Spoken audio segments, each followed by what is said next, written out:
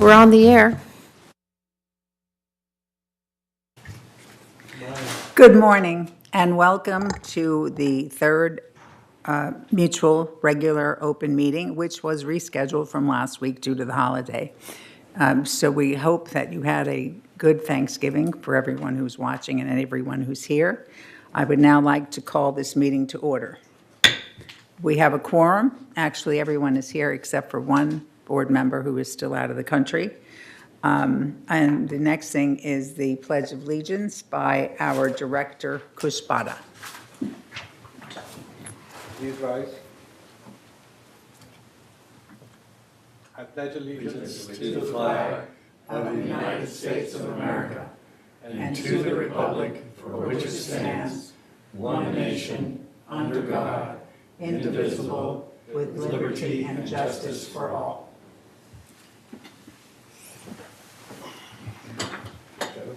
Thank you, Kush.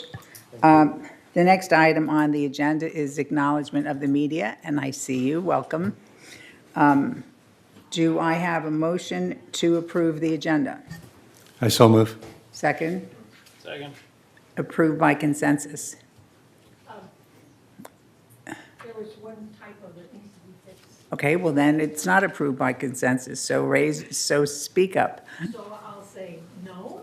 Okay. Well, no, because we have a motion to approve, and then you can say, I go with the motion to approve, but there is a correction. Yes. All right, so that's what you're saying, okay? Whatever you think. Anyway, on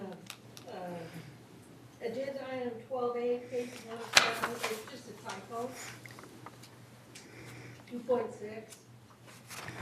2.6. Which item is number 12A? Page 107.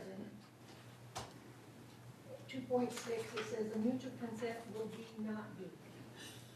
So we need to take out B. Do you have that, Cheryl? Are you talking about the agenda or the minutes? The minutes. Oh, well, I'm sorry, we were doing the agenda. All right, so let's go back to the agenda. So we have a motion to approve, it was seconded, and I'm sorry. The December 5th meeting on committee reports, that was changed. For the parking golf cart task force. the date is, so on the agenda, as committee reports, On the committee reports. which one are you wanting to change? 14C, 14C? parking golf cart task force was changed to be determined. It'll be sometime in February.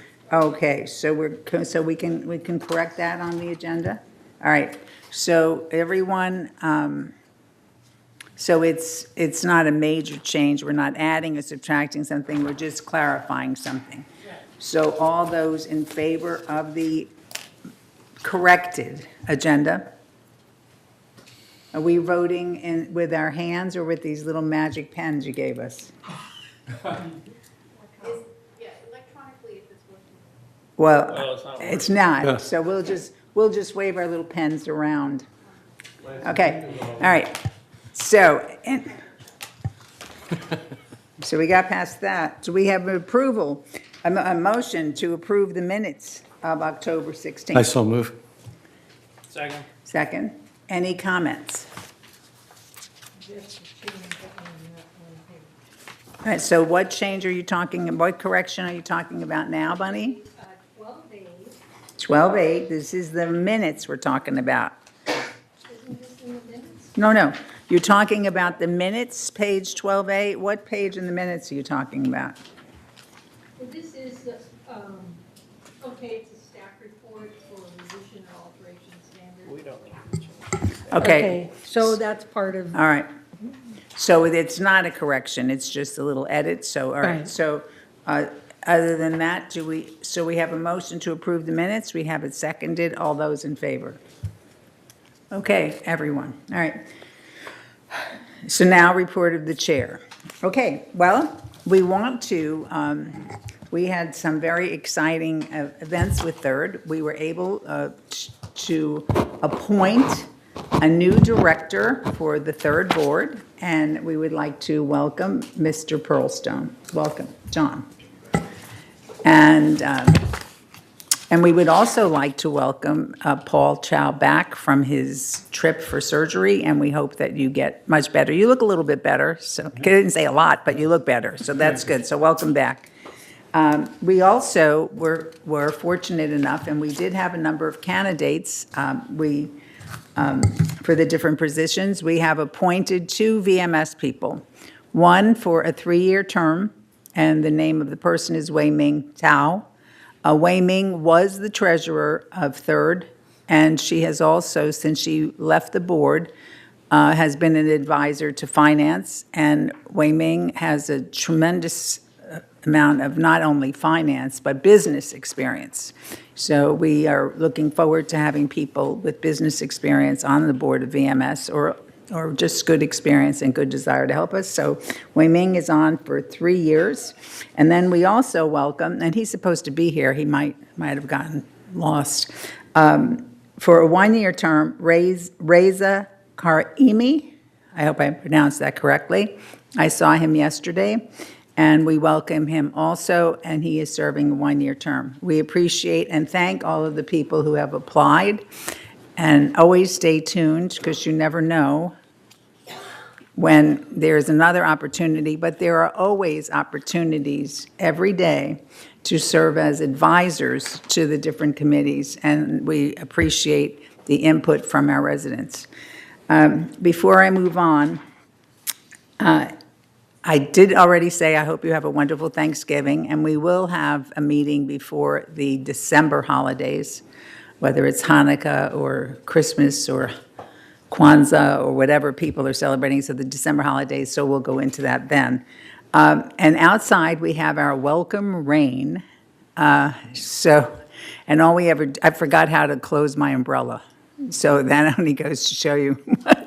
And I almost got my car washed. So just please be careful when you're driving, because we're not used to driving in the rain. And if you I'm sure Siobhan, when it's her time to speak, will mention something about the rain, like if you have a leak or something, who to call, or trees. So at that point, I would say I don't have anything else to report. So we will now move on to the open forum, which is members who should have put their name in with Siobhan are welcome to come up to the microphone and speak to an item that is not on the agenda. And you're given 3 minutes. Once we have all of the comments, the different members of the board will report to you. So it is time for the open forum. Go ahead, Cheryl. Our first speaker is Michael Edwards. Good morning, Mr. Edwards. Thank Good you for morning. coming.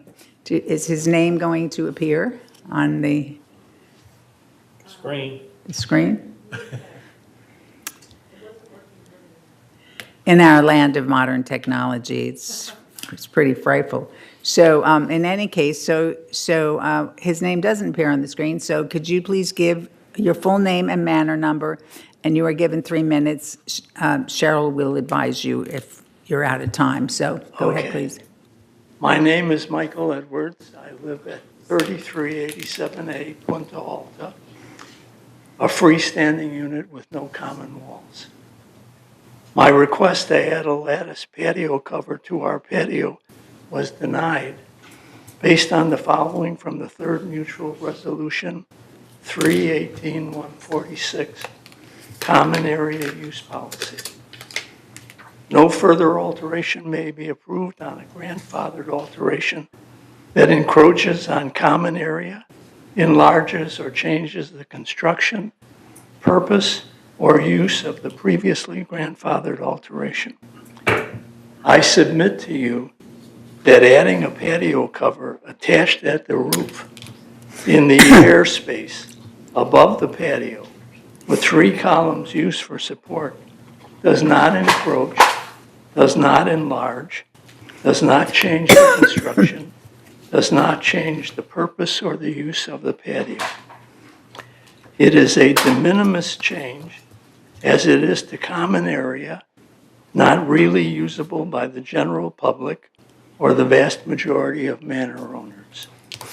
What it does do is increase the value of this manor and the community in general. I have been advised I can build on the original footprint, which, were I to do so, would result in 2 separate patio covers, one extending 6 feet from the back of the house at the master bedroom with the support columns in the middle of the patio, and one extending 8 feet from the back of the house at the living room. This would be impractical and unattractive. I ask you, if it's okay to build the aforementioned, why not allow me to do it correctly? It would also allow me to keep a promise to my wife to give her a patio cover providing a modicum of shade. I respectfully request the original decision be rescinded and approval be granted allowing me to proceed. Thank you. Thank you. Mr. Edwards, we do not answer the requests when you first come up. We do it after everyone has come up, so we will respond to you. Thank you. Okay, thank you. Okay, our next speaker is Stephen Show.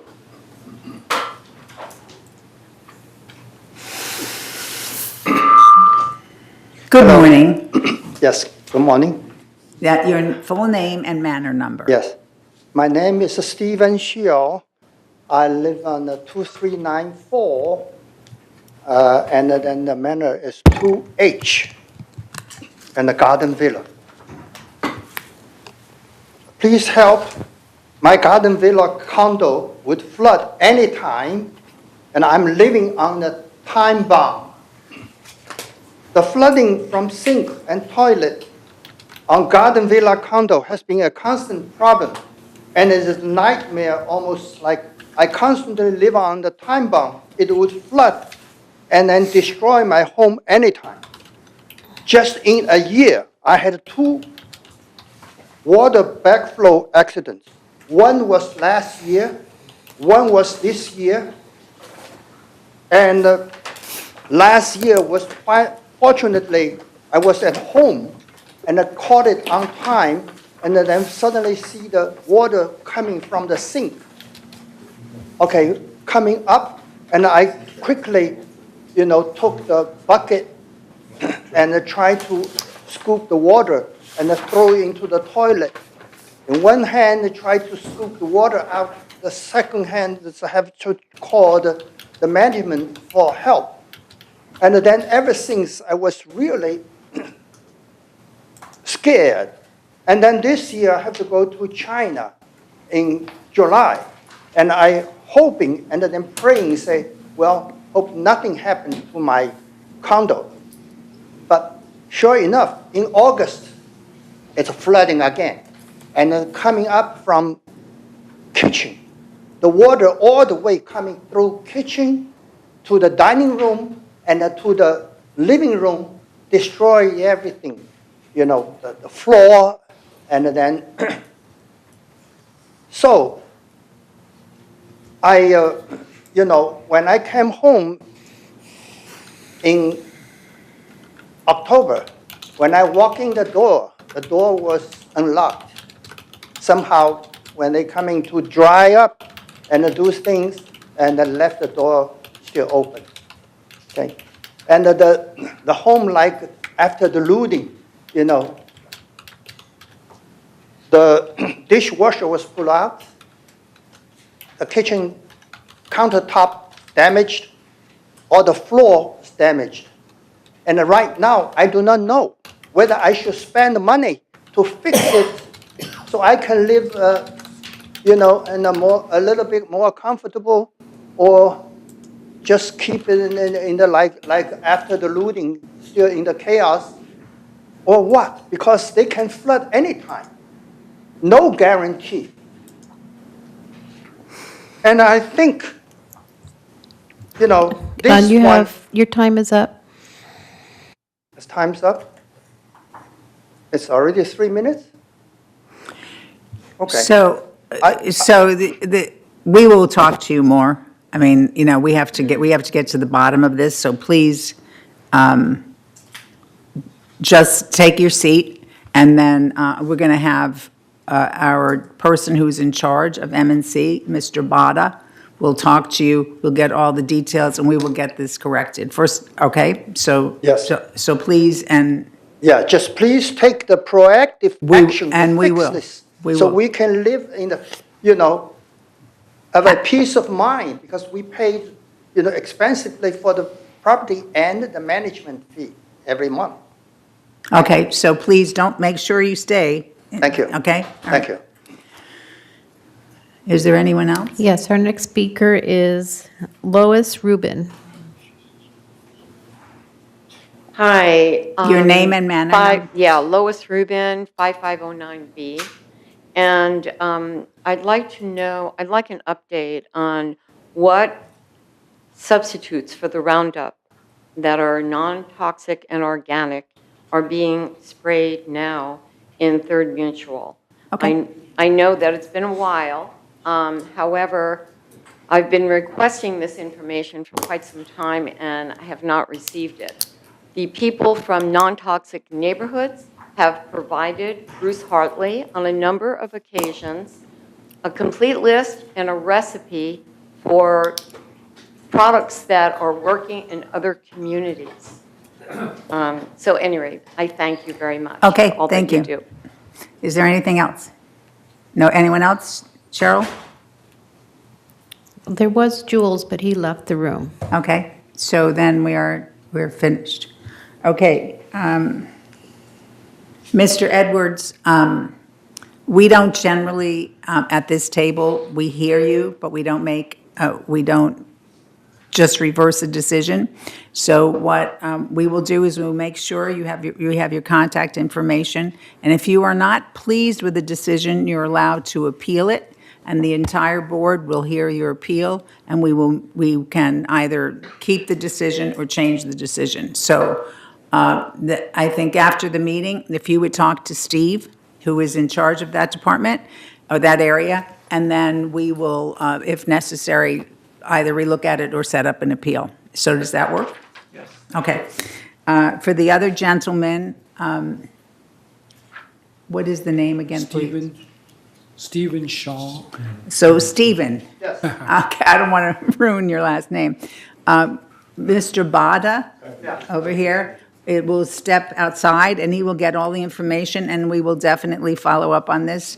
No resident should be living in fear of what their unit will get to be like, so he will take care of it. Talk to you, he'll get to the bottom of it, and we will proceed, okay? All right? As you know of, I have hundreds of times flooding every year on the garden villa. Oh, I know, I live in a garden villa. So do a number of them. Yes, so does Mr. Pearlstone, and so does Jack. So we're we're there. And so he will talk to you, and we're going to get to the bottom of this, okay? Well, she's not here.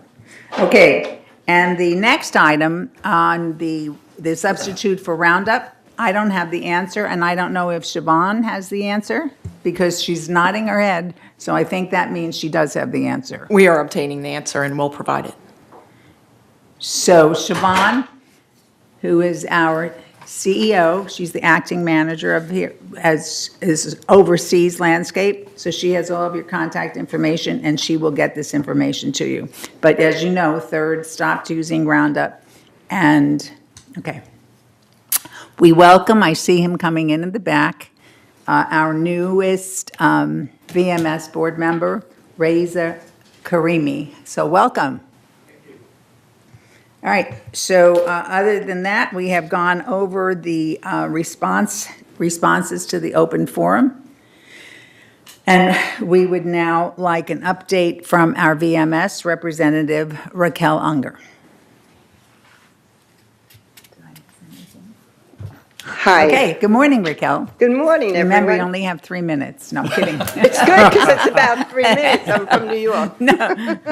Okay. Well, as you all know, it's that time of the month when a VMS representative gives an update on what VMS has been doing. VMS is working with the acting GM and Human Resources in acknowledging the staff for their accomplishments, as they are striving always to make it better for the residents. There was an employee years of service luncheon that took place on October 3rd. Also had an employee recognition of excellence awards on October 26th, which was very successful. And another event is planned as an employee year-end event on December 19th at Clubhouse 5 to thank all our employees for all of their hard work for this year for the company. VMS also wants to recognize the volunteers of the community. Therefore, there is a volunteer luncheon December 7th. VMS had an evaluation, and that was a success. All the directors appreciated the time and effort put into the assessment. I am looking forward to working with the 2 new appointed board representatives from 3rd that will be starting as directors for VMS, Reza. Wait, I pronounced that wrong. You just corrected me, Reza. Karimi and Wei Ming. For the directors, I have copies of updates of all the presentations that we've had. Cheryl, you have them. So if anyone wants a copy of them, Cheryl can give them to you. And other than that, that's it. So I want to thank you all, and thank you for your time, effort, and everything that you do for the community. Thank you, Raquel. Raquel, you could stay up there a minute. Yesterday, for the first time in the 3 years since we've had our change to self-management, the 3 boards, United, Third, and GRF, did a organized, and we really have to thank Whitney for the help on that, and Siobhan, an organized evaluation of VMS, not of the board, but of the performance in the different areas that are indicated in the strategic plan. And we were, I know that the people met with us with initial apprehension because we hadn't exercised our right to do the evaluation in the past 2 years, because we were just sort of really growing, and so now we're much more stable. And we did recognize things that were well done, and we really thank you, Siobhan, for working with us. And we also indicated items that needed improvement. And what we would like from VMS, because we just talked about it, and Siobhan, you could probably spearhead this, but Raquel, you should take it back too, is a manner in which they're going to address the things that we said needed improvement. How is that going to be done? Because having done reviews in my former life, and a lot of us have had reviews and been reviewed, you usually have to do a plan. So we have to make sure that all of the time that we put into it has more productivity out of it. But we did appreciate the work and the help and the time, and we thank you for your effort, and we're looking forward to having our new group really working together with Third Board and working with the community. So thank you, Raquel. Thank you. Okay. Oh, it's time for Siobhan. Madam President, members of the board, it's my honor to give you the CEO update this morning. I thought I would start with the rain, given our conditions outside. Just so everyone knows, when rain is forecasted, staff implements what is called the Rain Event Action Plan in advance of the forecasted rain. This involves landscaping, security, and maintenance and construction. So it's a concerted effort to prepare for the forecasted rain. Staff prepared for today's rain event, for example, by clearing drains, sandbagging, and tarping landscape work that is in progress. And then during the rain event today, slopes are being monitored on an hourly basis by supervisors and managers. Security is responding to calls and also assessing high-priority areas. If residents need assistance during the rain, we encourage them to call resident services and that number is 949-597-4600. So And they could can you direct- say that again, please? Sure. In case somebody didn't have a pen handy. The resident services telephone number is 949-597-4600, and they can assist with your rain-related service requests. And what might that be? Tree limbs down, flooding,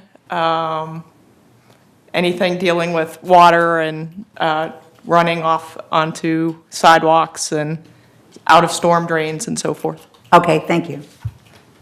I also wanted, on a related note, to give you an update on the fire risk reduction project that started in July.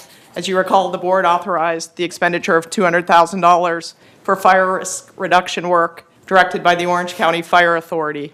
The contractor started that work on August 16th and quickly cleared the high fire risk areas identified by the Orange County Fire Authority. This included perimeter slopes along Bahia Blanca West and interior slopes. They were cleared of highly flammable plant material, and remaining vegetation was cut back to 2 feet in height. With some slopes completely cleared, there is now concern for potential erosion due to winter storms.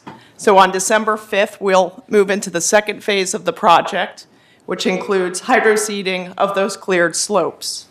Hydroseeding involves spraying of a mixture of wood fiber, an organic soil binder, water and seed from a pressurized hose on a truck to cover approximately 4.2 acres of area that our staff has prepared for the hydroseeding.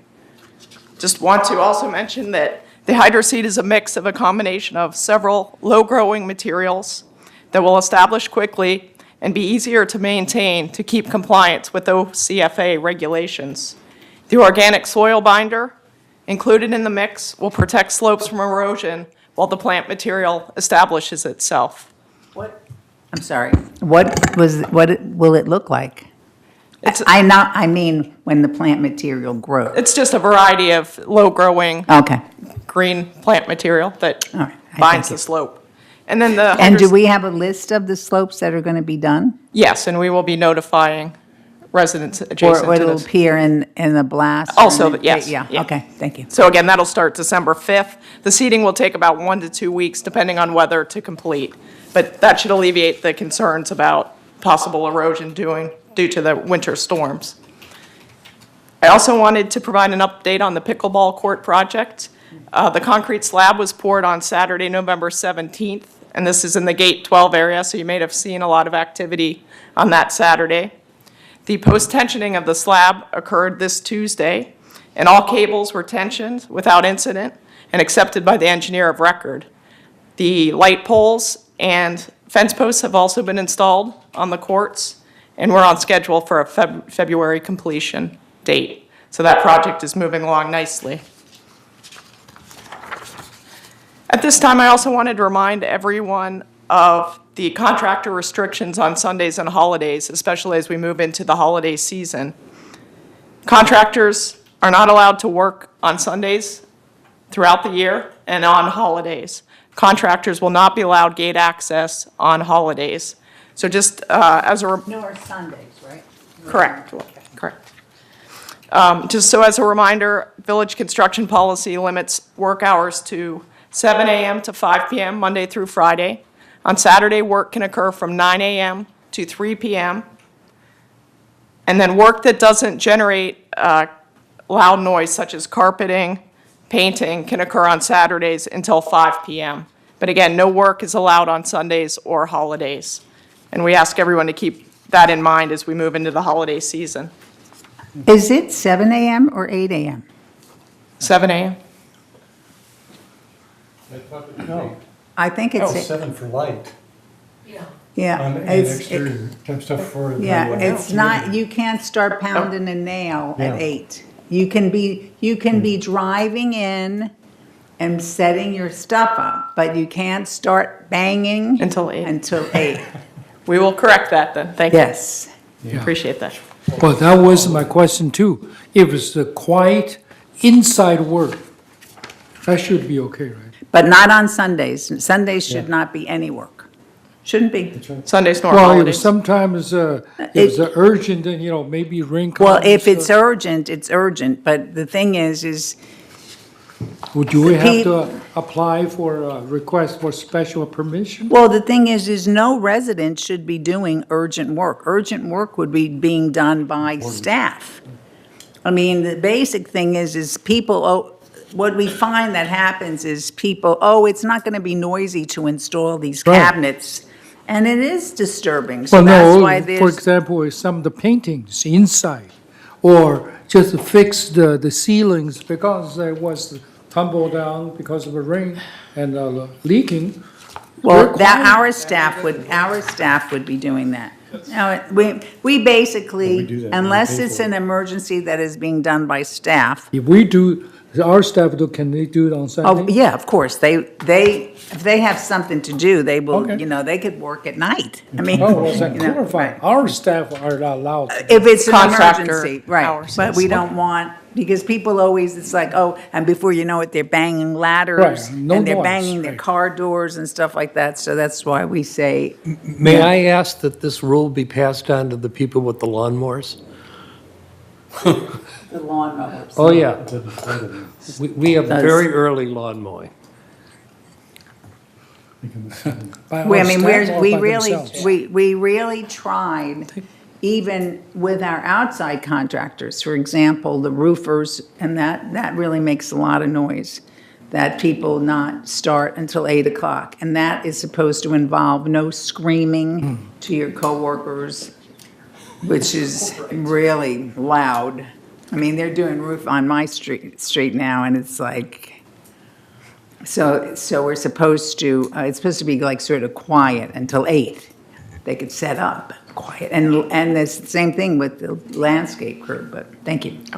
Go ahead, Sean. And then on Monday, December 3rd, we move into the final phase of the analog channel removal project, which will bring us to the fully digital platform for our cable television system. So as a reminder, analog TV users can still use their televisions, but will need to lease a set-top box.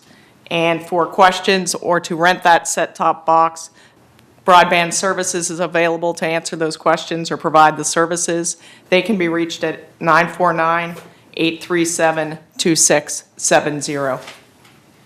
So if somebody is listening to you today and they only have like tomorrow to get it done, is that, because that's it, because broadband is closed on Saturday, correct? That is correct.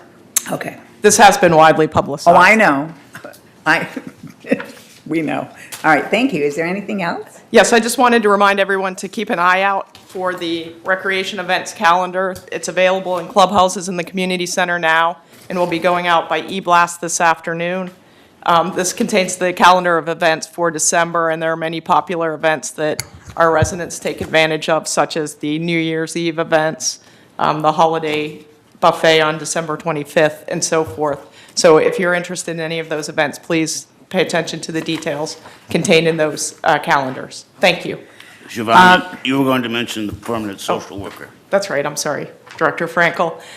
This week, we had a new social worker start work in social services, and it's important to note that this is at no cost to our residents. This is being supported by Memorial Care at Saddleback Medical Center, and this position will be used to do a lot of programming in the community, a lot of educational seminars and so forth. So we're really excited about this new addition to our social services staff.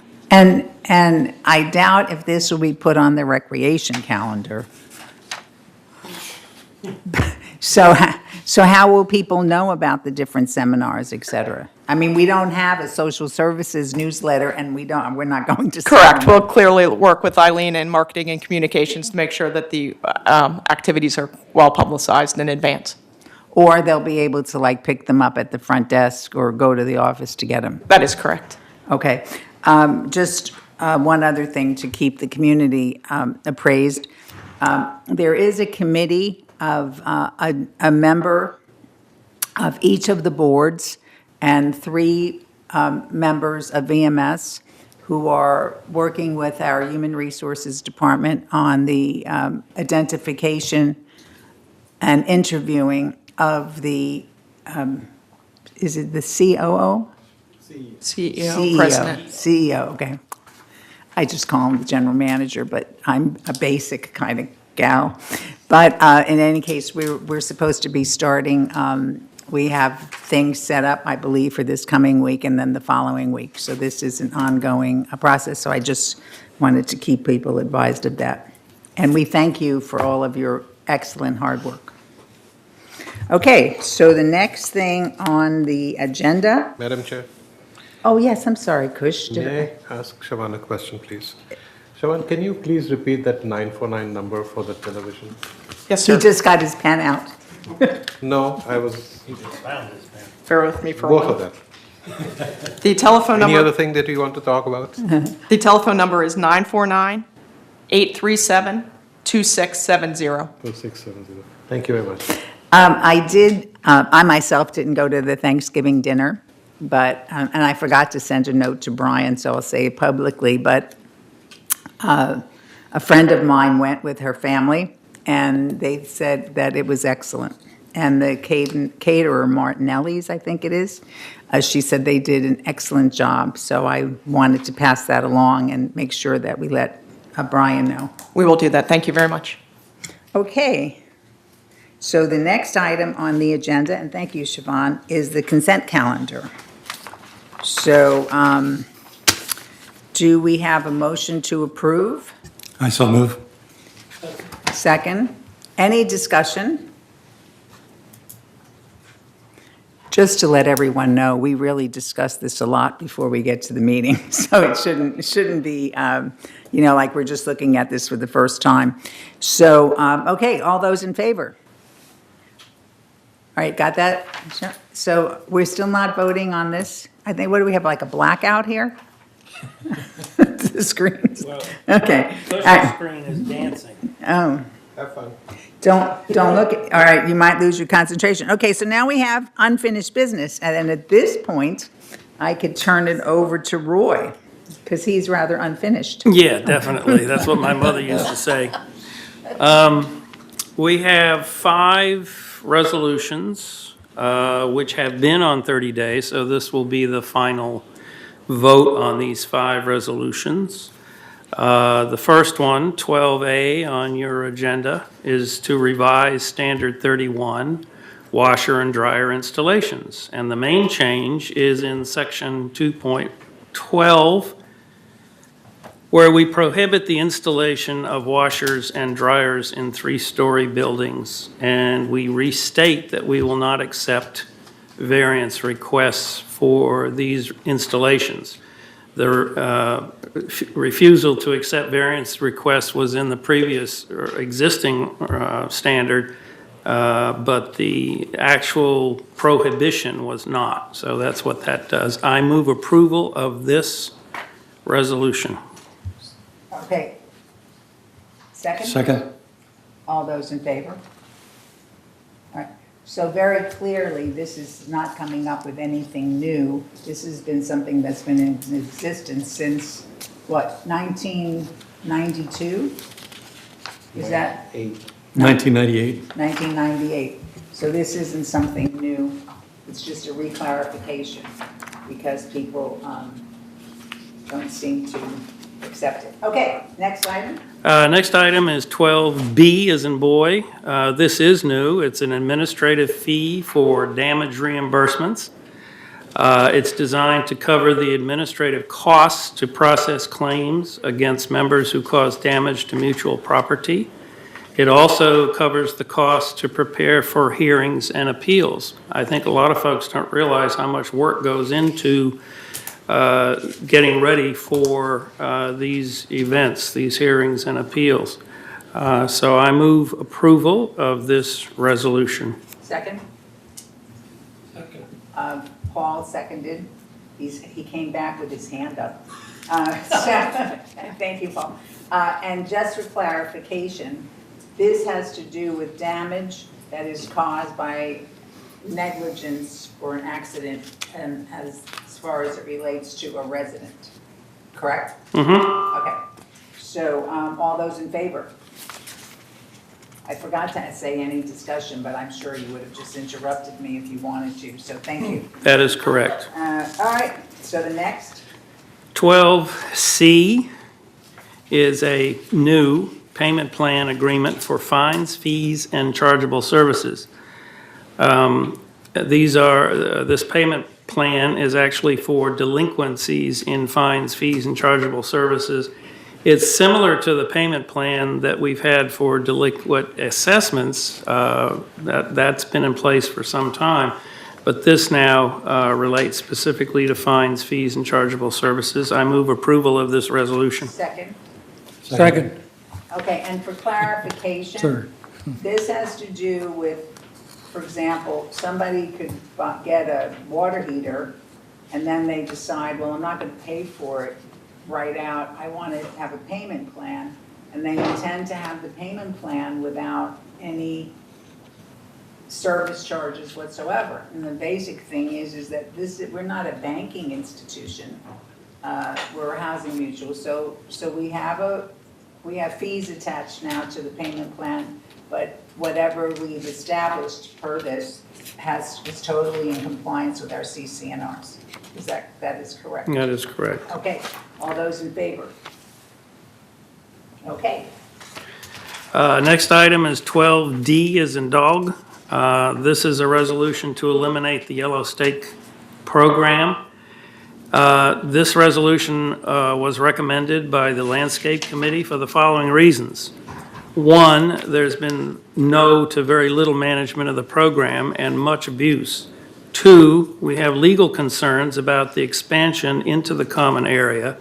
And three, we are concerned about the proliferation of water-hungry plants and the increased watering that they require.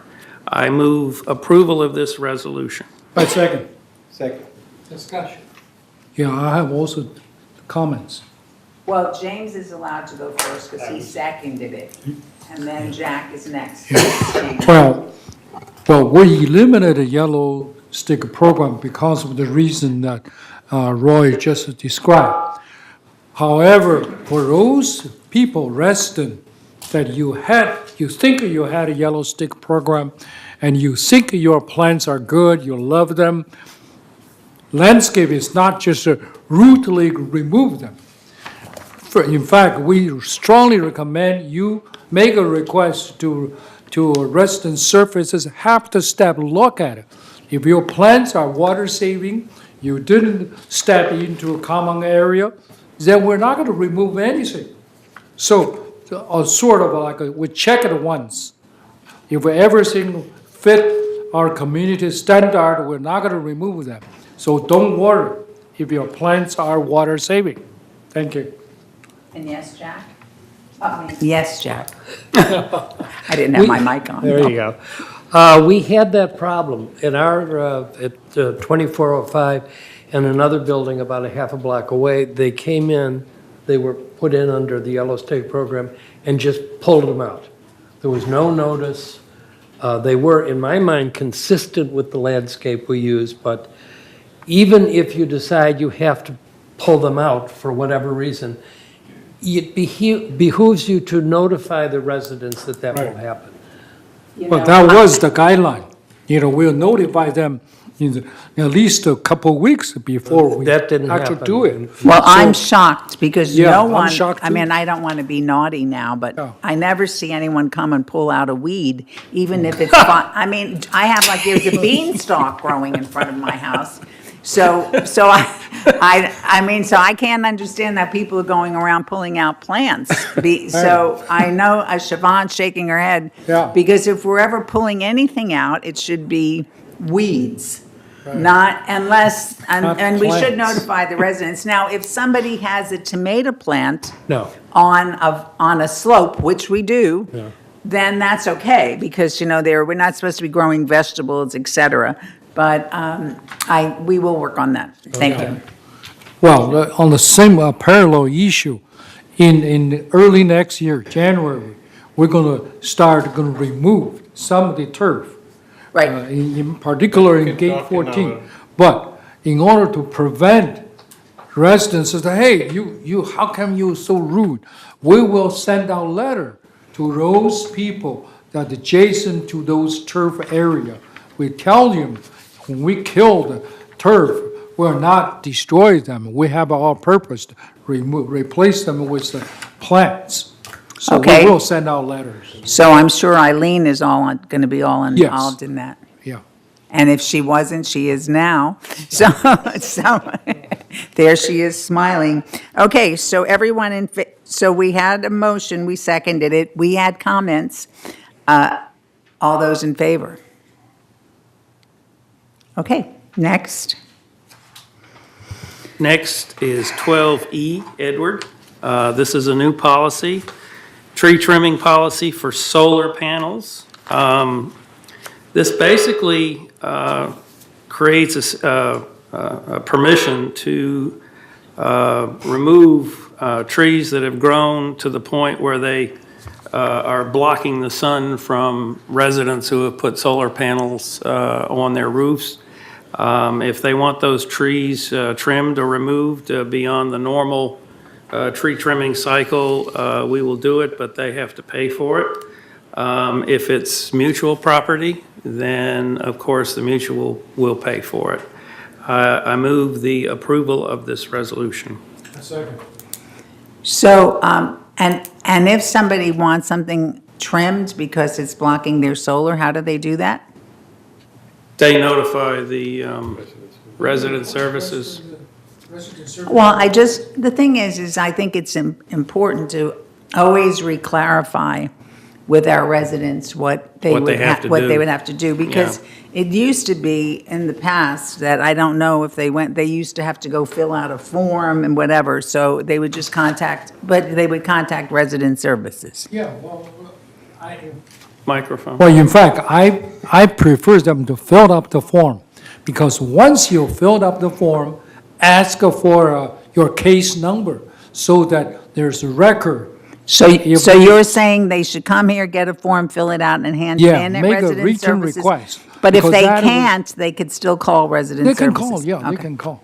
Gotcha. It's just if you have a written, Right. then you have a proof. Well, If it's too long, nothing being done, we have an excuse, hey, what okay, happened? well, we would hope that never happens. No, we hope so too. All right, all those in favor? All right, so the next item so we have finished all unfinished business. And we And we have, now go over to new business. and here we have 4 resolutions that will be put on 30-day comments. We're still under that rule. We don't get to 28 days until January 1st. And could you explain that? Or I can, but go ahead. Yeah, go ahead. Well, Siobhan, why don't you explain it? Because it has to do with legislature. The recent Senate bill signed into law by the governor reduces the general notice time for rule changes from 30 days to 28 days effective January 1st.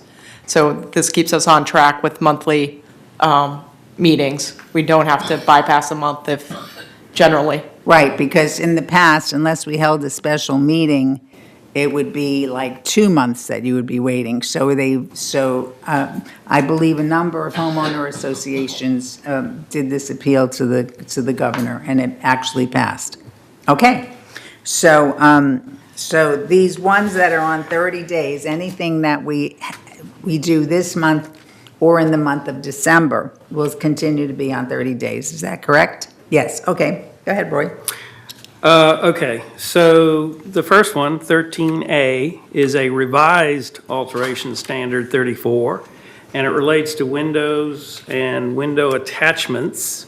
And the main change here is that we eliminate wrought iron grills on windows from the standard and require a variance for any installation thereof.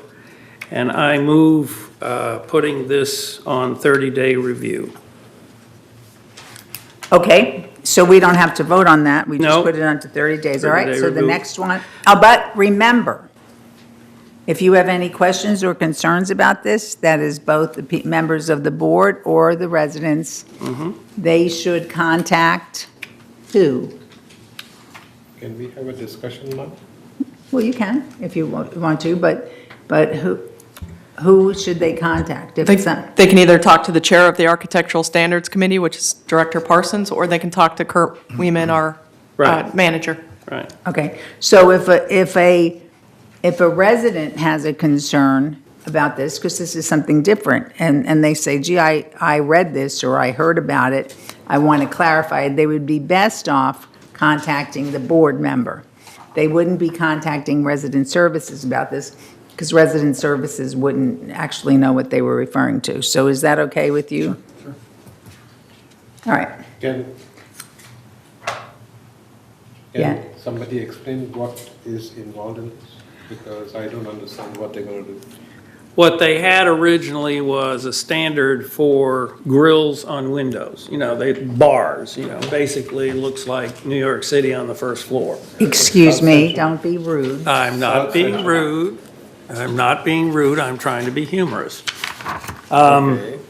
And so what they did was to take that, yeah, right, take the standard out of or take that section out of the standard, and which means that saying that you basically, if you want to put those things on, you have to ask for a variance, which means you have to come in front of the architecture committee, rather than giving staff the permission. Is this not correct, Kurt?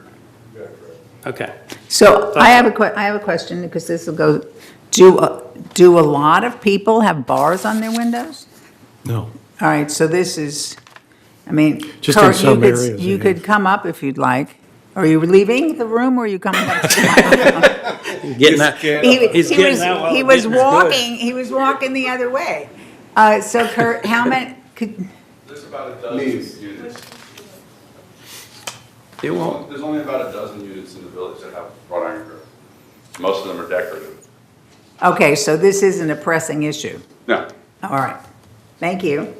All right, Yeah, this is just part of cleaning up the standards. Right. The next one is 13B, as in boy, introduce, this is a new standard related specifically to fences vinyl, and it's introduced alteration standard 44, and basically, we're going to probably see some more of these where we try to accommodate our standards to new materials. And this has not been done before to address vinyl, even though we have vinyl fences in the community. So I move that we add this to 30 days. do we have a second? Second? Okay, Does that? Sorry. yes, Kush? Does that mean that we will use vinyl for the mutual fences too? No, No. No? This is only for personal use? right. Yeah. Okay, individual manor owners. Yeah. I mean, Good. because we don't actually, as I see us, put up fencing. The only fencing we are installing is the, what is it called?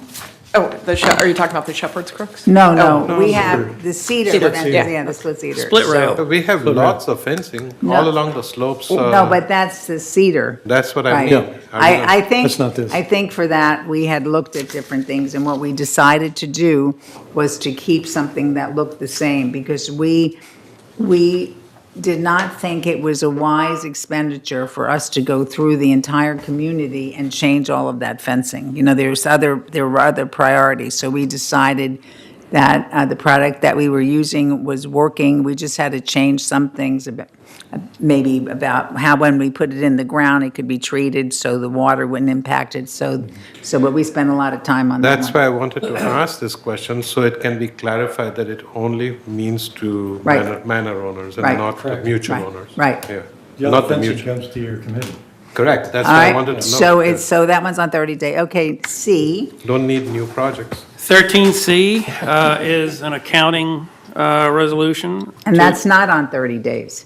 And this is not on 30 days. Okay. So pay attention. What we're doing here is to reclass the Garden Villa Recreation Room expenditure from 2017 to move $23,371.42 from the Garden Villa Recreation Room Fund to the Mutual's Building Structures Carpentry Replacement Fund. And to cover the expenditures, which we have already made, for the asbestos testing abatement and the epoxy flooring installation in the recreation rooms. Correct. I so move. Second. Okay, and this was done at our finance meeting, but this was done because we had the rec room, which has their own fund. The rec room fund is paid for by the residents of the building, and we were having them pay for the asbestos abatement, which was really structural. It didn't have to do really with the rec room itself. So we decided to reclass that amount and absorb it into thirds M&C building expenditures and let the Garden Villas actually have that money back into their rec room fund, which has all been done internally, so they could use it for the upkeep of the rec rooms. So, all right. And this is for 2017 expenditure. In Right. 2018, we don't need a resolution Right, to we already move- did that. to move it. So we have to vote on this? Yes, we do. Okay, so so we have a first and a second, all those in favor? All right, thank you. And finally, 13D, we have a revised policy for the LH21 storage rooms. And the main change here is to emphasize that these storage rooms are not to be locked. I believe back in 2014, we took the locks off, or took the locking mechanisms off these doors, but apparently folks still try to lock them. So we I think- added right. that to that particular policy. But I think also it was to re-clarify because a number of the residents are not paying attention to how many items they could have in there and watching the lines and the way they should be done. But this is only for the LH21s, not Right. for the Garden Villas. And this needs to go on 30-day review. Okay, so if anybody in the Garden Villa Association who lives in an LH21, if you have a comment on this, you should contact the president of the Garden Villa Association, who's the person who asked us to move this forward, and that is Stuart Hack. And if anyone wants information on how to contact Stuart, please contact Steve Parsons, and he will give you the contact information. Is that okay with you, Steve? All right, so we have, That's you it. have a motion, and, no, we don't need a motion, this is just going on 30 days. 30 days. All right, so, my goodness, we're already up to committee reports. So the first report is by Director Conley, and that is of the Finance Committee. I'm going to offer a overview of our finances. For those who are interested in detailed presentation and a Q&A, we have the finance meeting in this room, December 4 at 1:30, and I would urge you to attend. The total revenue for 3rd through September 30 was $25,387,000, compared to expenses of $22,827,000, resulting in more revenue than expense by $2,560,000. Slide 2, we look at the same results with the distinction between operating and reserve funds. The chart shows how much of our revenue went into operations, with $14,159,000 coming from assessments and $1,008,000 coming from non-assessment revenue. This is compared to operating expenditures of $15,448,000. After backing out depreciation, which is not funded through operations, depreciation is something that is very easy to miss, we can see the bottom line operating deficit of $172,000 for the reporting period. The deficit primarily results from more water usage for irrigation at the beginning of the year to improve the appearance of landscaping. So water is the culprit in this. Slide 3, the chart shows how much of our revenue went into reserve funds and the amount expended to date. Slide 4, through September 3rd was better than budgeted by $2,575,000, primarily to the timing of the reserve programs. Building structure, the GRF M&C committee recommended awarding a contract for 15 buildings. An endorsement will be presented at the today for consideration. Work will commence in 2019. The disaster fund provides for emergency expenditures not covered by insurance, including insurance policy deductibles. The budget was based on historical data, and to date, more reimbursable expenses and fewer rain leaks occurred than budgeted. And we'll see if that's going to hold up today. Exterior lighting timing. This program is for the acquisition of streetlights from Edison, which was approved by the California Public Utility Commission. Prior to the transfer, Southern California Electric will complete an audit of fixtures, and we anticipate this in January. Roof replacements. PVC cool roof replacements are in progress and will be completed by the end of the year. On this pie chart, we see the operating expenses to date at $15.4 million by category, showing that our largest category of expenses are for compensation and utilities, and in the utilities, it's water again that is really taking the majority of that. Slide 6, the reserve balances on September 30 were $31 million. To date, contributions to reserves, including assessments and interest earnings, total $10.2 million, and expenditures to date are just under $7.3 million. In closed sessions, we reviewed delinquencies for unpaid assessments totaling $223,000, which represents less than 1% of the annual assessment budget. As an aside, from my background working on another HOA, a 1% is miraculous. It is absolutely miraculous.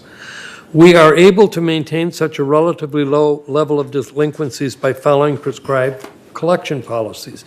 To pursue payments on these accounts either through non-judicial foreclosure process or by obtaining personal judgments in small claims court. The board has been working closely with our collection firm and legal counsel to pursue further collection activity for unpaid accounts. We also reviewed delinquencies for fines, fees, and chargeable services totaling $242,000. The board is pursuing further collection activity such as cable TV disconnection and small claims. Madam President, it was so interesting she left. That concludes the treasurer's report.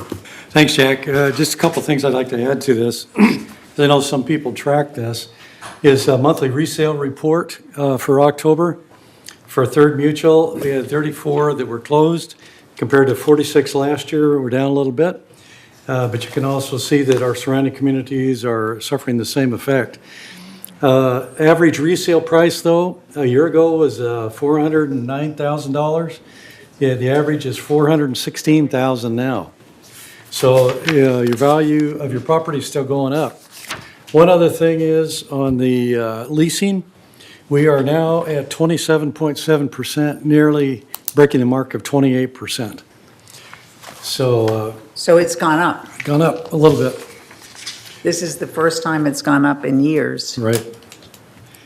Okay, onward to the Architecture and Standards Committee. That's my committee. We just met here recently, and that was on the 26th, a few days ago. And we talked about two standards.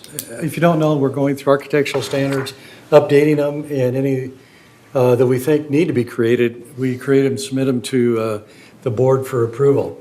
The two that we are looking at updating, and they'll come before the board next month, Architectural Standard 30, which are storage cabinets on patios, breezeways, and balconies, and also Architectural Standard 37 for patio covers and awnings. So those are coming forward for discussion, and we'll look at them then. Also, a decision tree, we put the final touches on it to come forward to the board for final review, and it will be ready to be published. One exciting thing that we're going to try here in January is I've asked Kurt, who's our chief inspector, to take about 30 minutes and just talk about certain topics that are applicable in his area. One of which is what new materials are out there that we don't know about. that could be applicable and used in our area. Also, get feedback from he and his staff about anything that we're doing that might encumber them being able to do their job better. So we're looking at, since we are a team, getting feedback from them and smoothing out any rough spots that we might be having. So different things like that. I would invite anybody that wants to come to that, which I think will be great. And that'll be on the 17th of December at 9:30 a.m. in the Sycamore Room.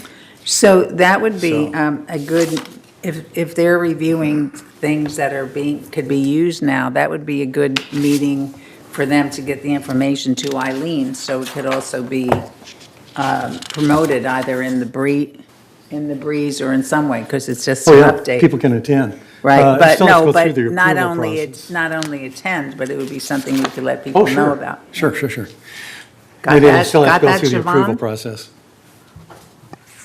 Okay. So thank you very much, Steve. And now we have a report of the Maintenance and Construction Committee. Thank you, Madam Chair.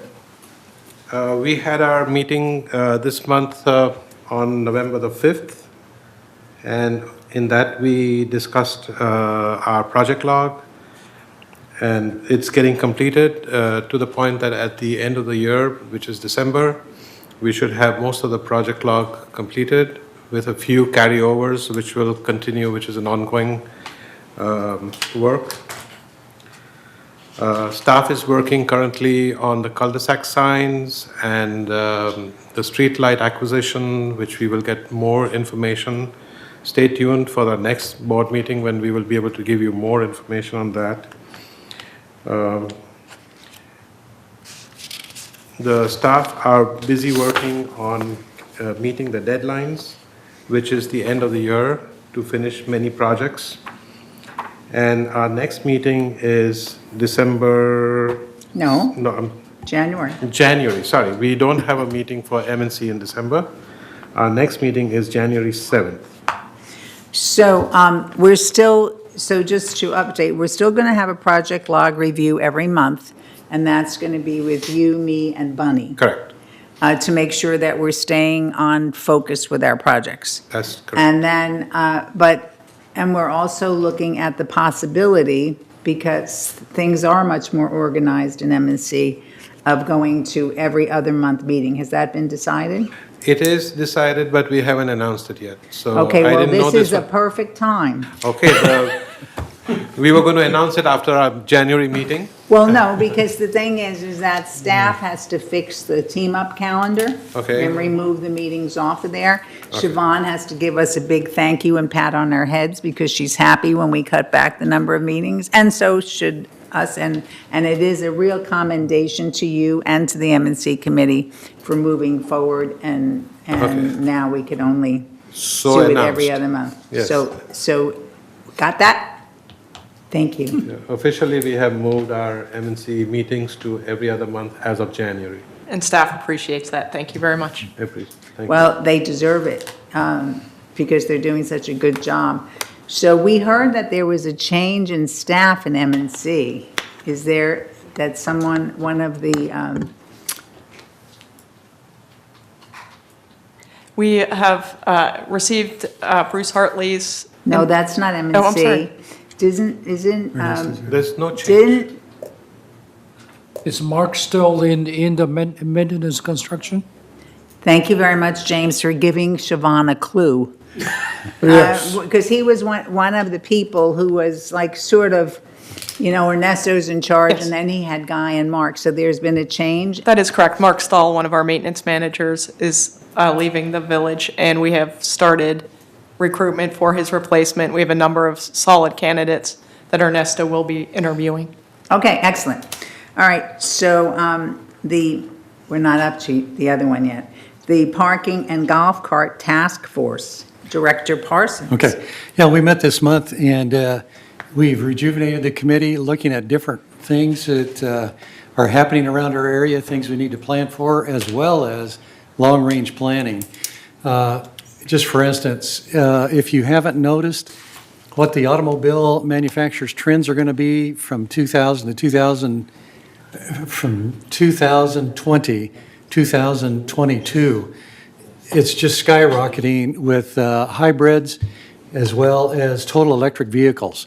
And it even goes into pickups and sometimes trucks. So we're looking at things like that, and we're working with a consultant and also the Energy Committee to define areas we're looking at and actually figure out what our problems are as far as parking, as far as golf carts, things like this. So we're in a process now of just gathering information, and in February, we'll be having another meeting. So what date in February? Haven't said it yet. Oh, okay, so it's just in February. Yep, there's a couple people I still got. Well, there's an opening when we used to have the M&C meeting. We could fill that in right away. Oh, No. yeah, great idea. So, okay, all right, so before we report on the landscape committee, Siobhan has something that she wants to say. Thank you. I just wanted to inform the board that Bruce Hartley, our general Well, services. not the board, but the community too. And the community, that Bruce Hartley, our general services director, is retiring, and his last day with the village will be December 28th. In the interim, we are going to split the department, at least initially, into two halves. One is going to be a transportation and maintenance division, and then the other is going to be a landscape division.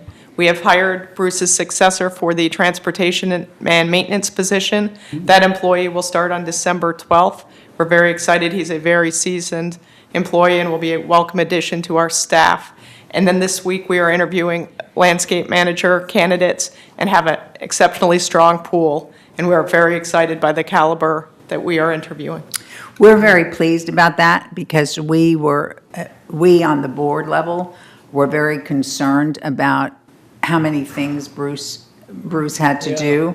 right. And as landscape is a thorn in everyone's side, that was cute. No, but as landscape is really problematic for us, and it's like somebody has to give it so much attention. And the fact that the person is still worried about the streets and worried about janitorial and worried having so many other responsibilities, we were trying to press our former manager and say, you should look at this, because it's difficult. Maybe at some point in time down the line, when landscape is functioning the way you want it to function, it could be readdressed. But for now, it's like such a hot button. So we're very pleased with your decision. And, we're here to support you, though James does not want to have the meeting every other month. Too many problems. So because we get a lot of resident involvement in that meeting, and we cannot hold that back. So thank you very much, Siobhan. Now it's all yours, James. Well, thank you, the chair. Well, I also want to make a comment for Bruce. Bruce originally wanted to retire on November 29th, end of this month. But for his kindness, he want to make sure the transition is smooth. So he extended one more month of service. And we really appreciate that. We appreciate that very much, yes. Thank you for pointing that out. I appreciate it. Well, that gave me some relief. This transition will be more smoother. Okay, back to landscape. Well, again, the first things I want to re-emphasize again, one more time. I already did it once today about the yellow stick program. If you think you have a yellow stick program, you worry about, your plant being removed. Actually, Chiffon, you make sure nobody, our landscape staff is not going to remove any plants without notifying the resident in advance. So resident, if you worry about that, make a request, ask the landscape staff to take a look. If your plants meet our standard, not violate the common area, then we're not going to remove it. So don't worry, just make a request. The second point is sort of update. Remember a couple months ago, the board approved $150,000 additional fund for tree trimming.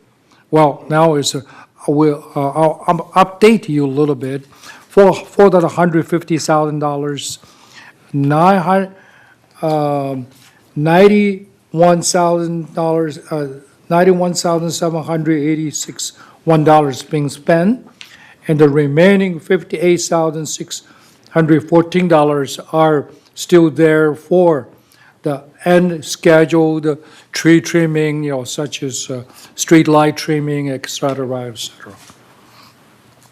The third point I want to make is in November 1st, at our committee meeting, we proved when we start the turf reduction program, January, we will start with Gate 14 area. Originally, staff recommend Gate 5 area, but in the committee, we discussed the situation, and we realized that because Gate 14 has no recycled water, so in order to avoid or reduce the amount of Tier 3, Tier 4 water bill, that's why we want to remove the Gate 14 to begin with.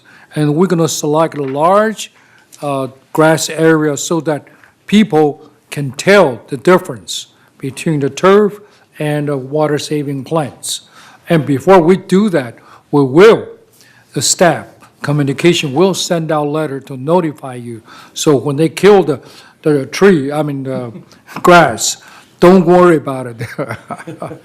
So that's all for landscapes. Thank you. Okay, let's go on to. Excuse me, the next meeting is this next Thursday, December the 6th, the landscape committee meeting. Okay, thank you, James. Let's go on to report of traffic hearings with Director Frankel. There have been 2 traffic hearings since our last board meeting. One occurred the day after the third board meeting, and I attended that. And then one occurred a week ago, and Cush attended that. At the one I went to, there were 13 violations for decal, parking, speeding, and registration. 12 were found guilty and 1 not guilty. And that's the extent of my report.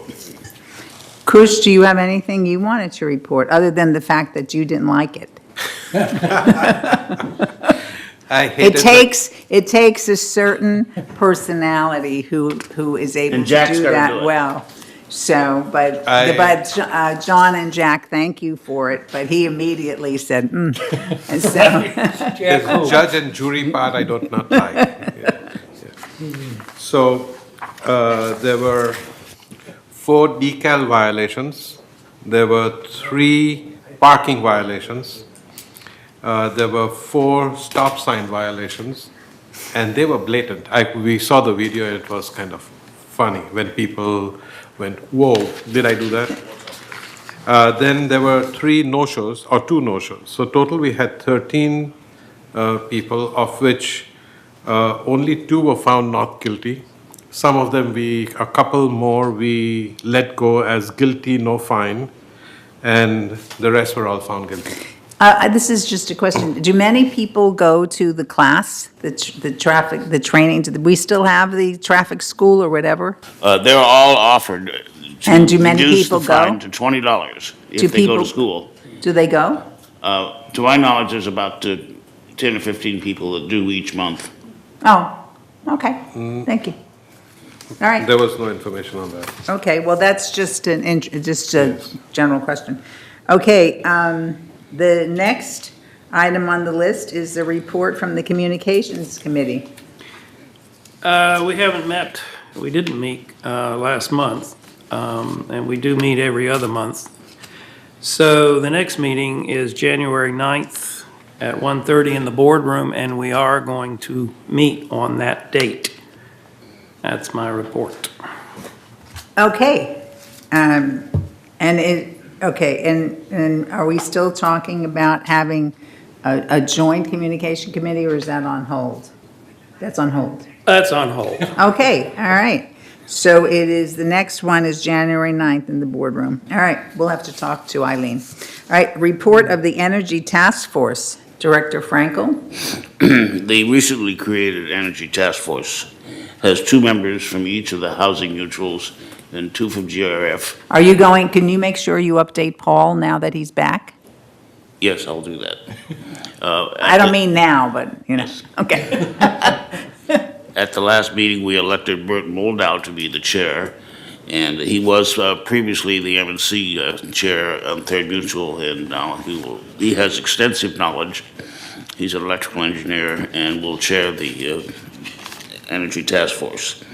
The task force's first priority is to address the electrical infrastructure here in our community, and in that regard, we have hired a consultant.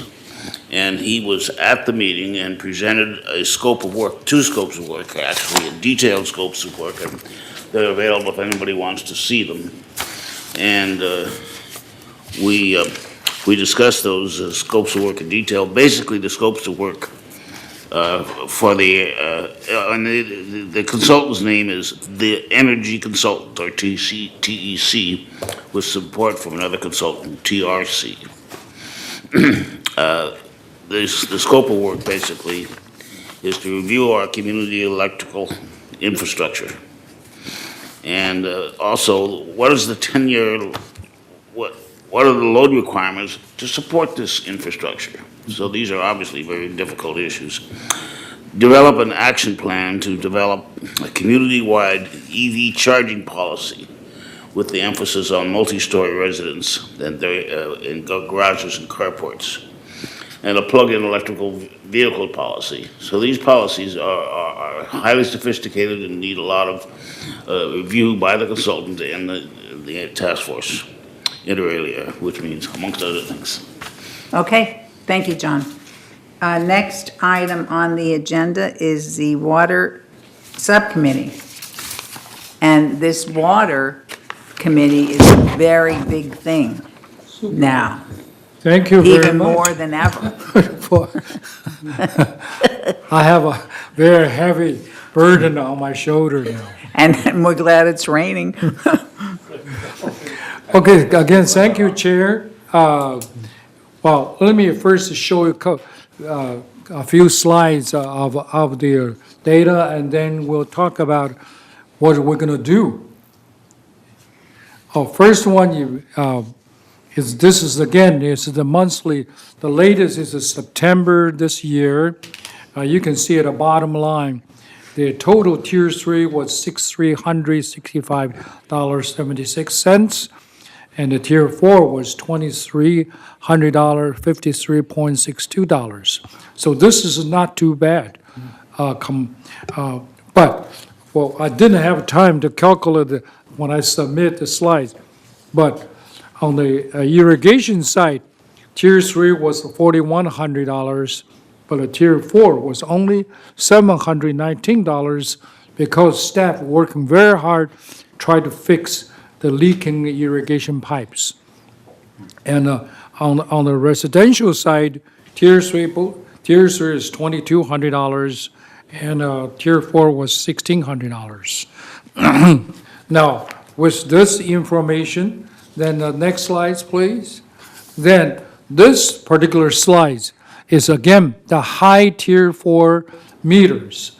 What I want to show is this time, if you look at the rightmost, the 4 columns, those are not the units, but the dollar amount.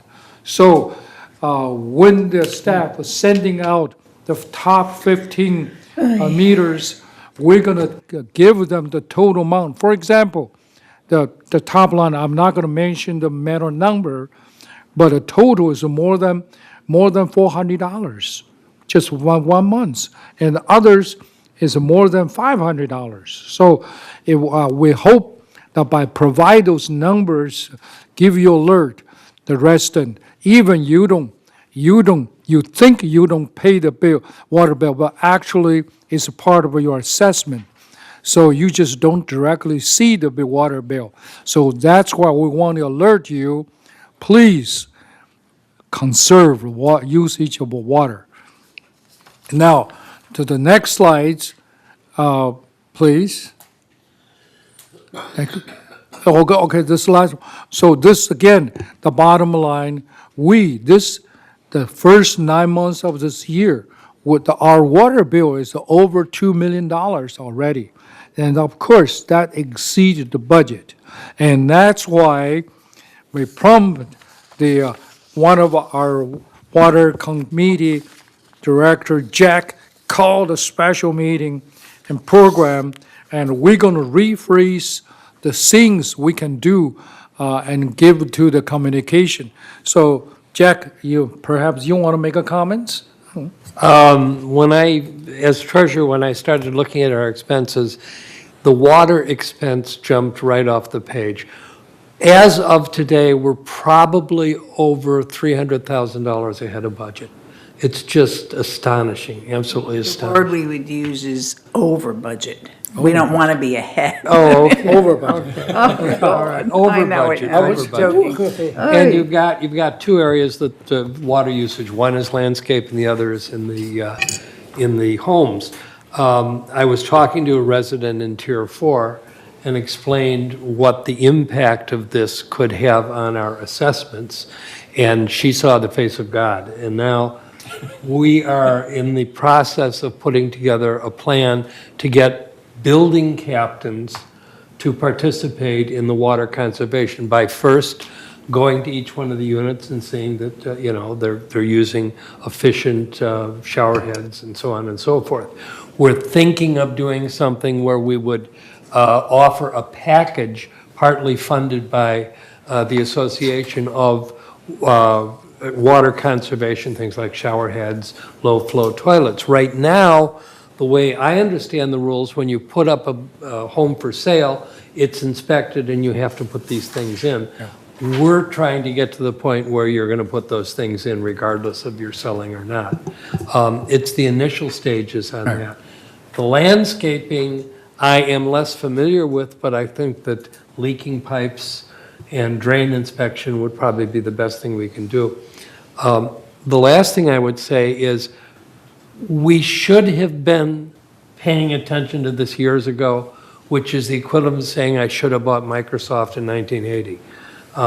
It comes to our attention when it starts killing us, and it's really, really damaging now. So Well, that's you where know, since James has been on the board, he's really been out there with the low-flow toilets. Yes.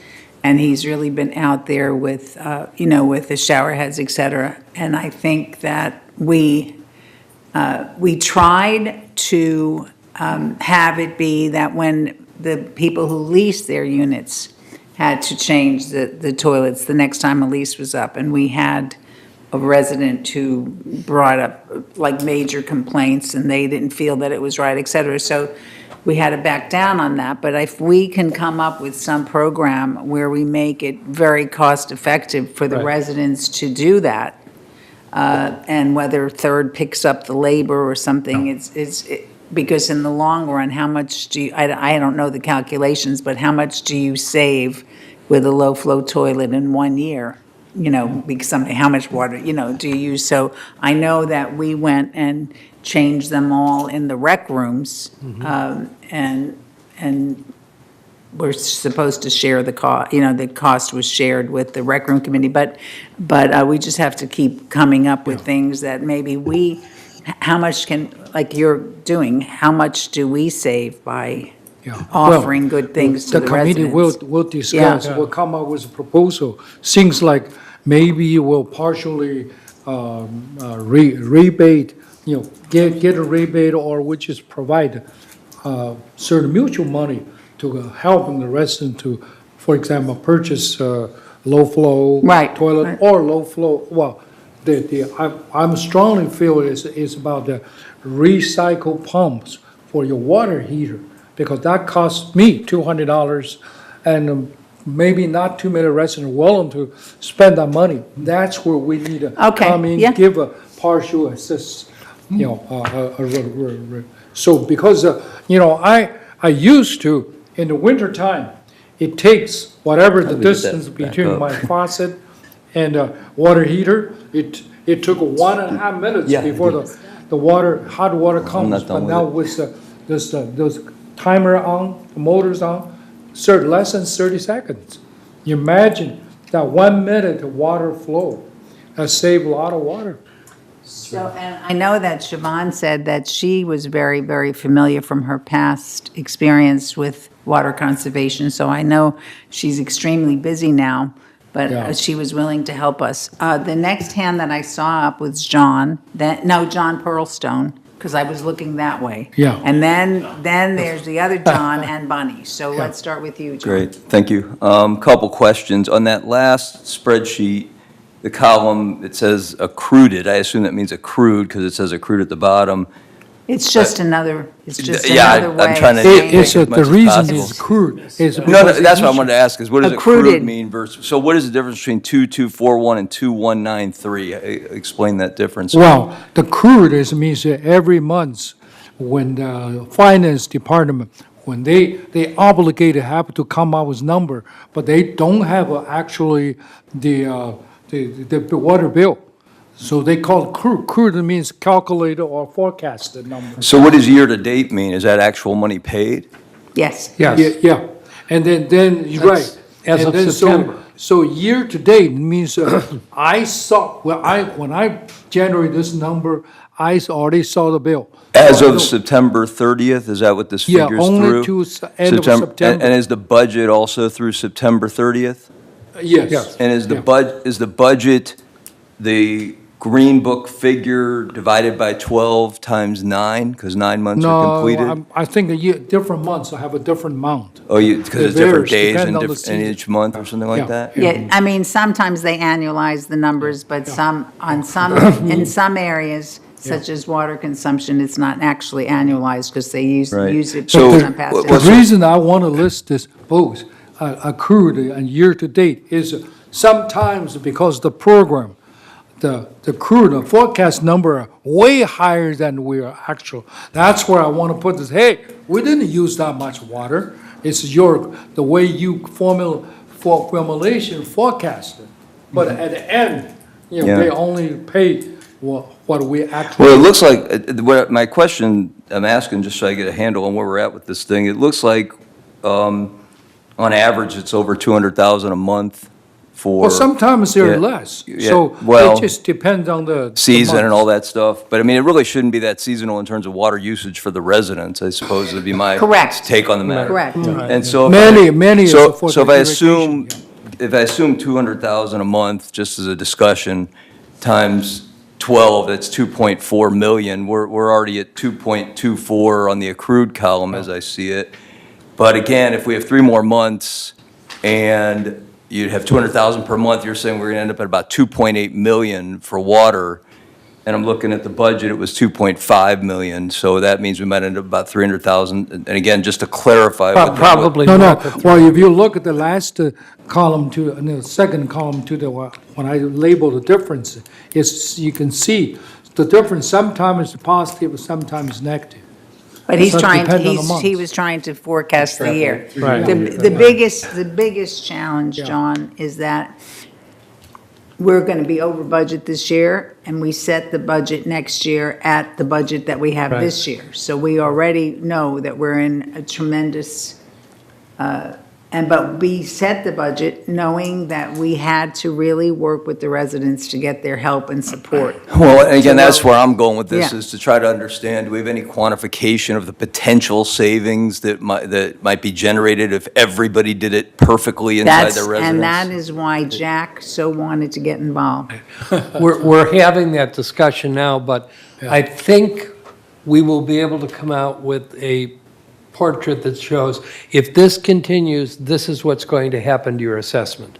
And if. And it becomes personal. And then if we do this, this is what could happen, and if we do this, this is. Right, because I mean, So the adding- irrigation side is not Right. within the residents' control, and if that's where Right. the bulk of the problems are, I guess I just want to be able to Well, understand but the differences. unfortunately, it isn't. There's a lot of problem with people using excessive amounts of water, where people have 30, 40, 50 plants, and they're out Right. there watering them. And, people, I mean, I wanted to not allow hoses and remove all the but they said that wasn't a good idea. And, not let any of the hose things work. But, because I see people out there with hoses, spraying, cleaning in front of their unit, and you want to just say, use a broom, not, so there are a lot Right, of. but only just to kind of put a period on my question, it sounds like we had a dramatic increase this year in water expenses. Would the implication be that residents did something different this year? No, to because dramatically it increase was a the much water? drier heat, it year. was The the cost of water irrigation used a went up. lot more water. The irrigation did? Yeah, well, if you look at some of the diagrams, the residential side is more or less flat. It's throughout years, just a little bit Right. up and down, but Okay. irrigation is more dramatic Well, because of when Jack comes back, dry, I'm looking for wet that years. quantification of what's this really worth to draw the residents, the entire community into this problem and say, you got to stop doing this and start doing that and change this out. If that's worth 5% of the potential savings, is that Yeah, really worth the that's project? the So we don't have that guideline, quantified. we're trying to work and work with the communication. Yeah. So give them, concrete items, so, for example, one item is take only 5 minutes to shower instead of 10 minutes. I Things mean, like that. but as with anything, whatever we do, as anything we've done, you want your biggest bang for your buck. With the So- least or- impact on the residents in Right, terms of and negative so feedback. but we've been talking for years about doing, removing the turf and and the thing is we never get around to doing it. And we keep talking about it, and we have to do it. And so it's like, it's very dramatic, and we've been talking about it, and like, let's stop talking about it. We did the toilet thing, we did this, but there's still more to do.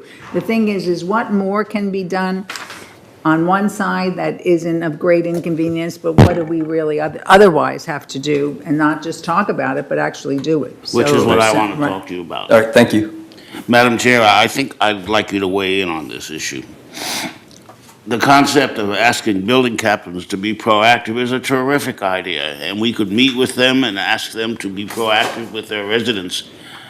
But should it be the Water Conservation Committee or the Communication Committee that is the one that calls these meetings with the building captains and starts putting information out? The basic thing is it should be the water committee Okay, that good. comes up with the ideas, suggestions, thoughts, makes things, adds numbers to what No, we're I'm talking about the doing. meeting with the building captains, which would Well, be no, the meeting with the proactive. building captain, first of all, I was told by somebody that we're asking the building captains to do too much. So I don't know how true that was, but it came up. So we just have to decide or come up with ideas that are very, very relevant, very, very doable, and then work with the board and work with the community. Is it a town hall? I asked the other boards did we all want to get together on this big water conservation thing? But I think that it's different for the different boards. For example, I believe that United, who, it's different when you're a co-op versus a condo, I believe that they have low-flow toilets in all their units already. I think you're not catching my point. Each month, there'll be a half a dozen building captains that we need to talk to you about what's happening in your building. Well, no, the And- thing and is, who- John, the basic thing is we have to see what we could do jointly. And again, I was told that we're asking the building captains to do too much. So we have to clarify that, because. So you have problems then with calling these 6 building captains? in each I month? don't say I have a problem with it, but the thing is that, we try to say that the building captains in the garden villas are supposed to watch the buildings for this or that, for maintenance and repair.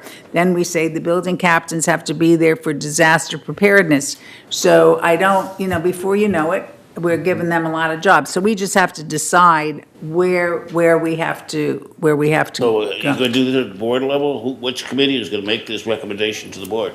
The Water Water Conservation Committee. And then, of course, we will involve, whenever they come up with recommendations, and work with Siobhan, who has a lot of experience here, and work with any of the board members. John Pearlstone obviously looks very eager to participate, and just get moving.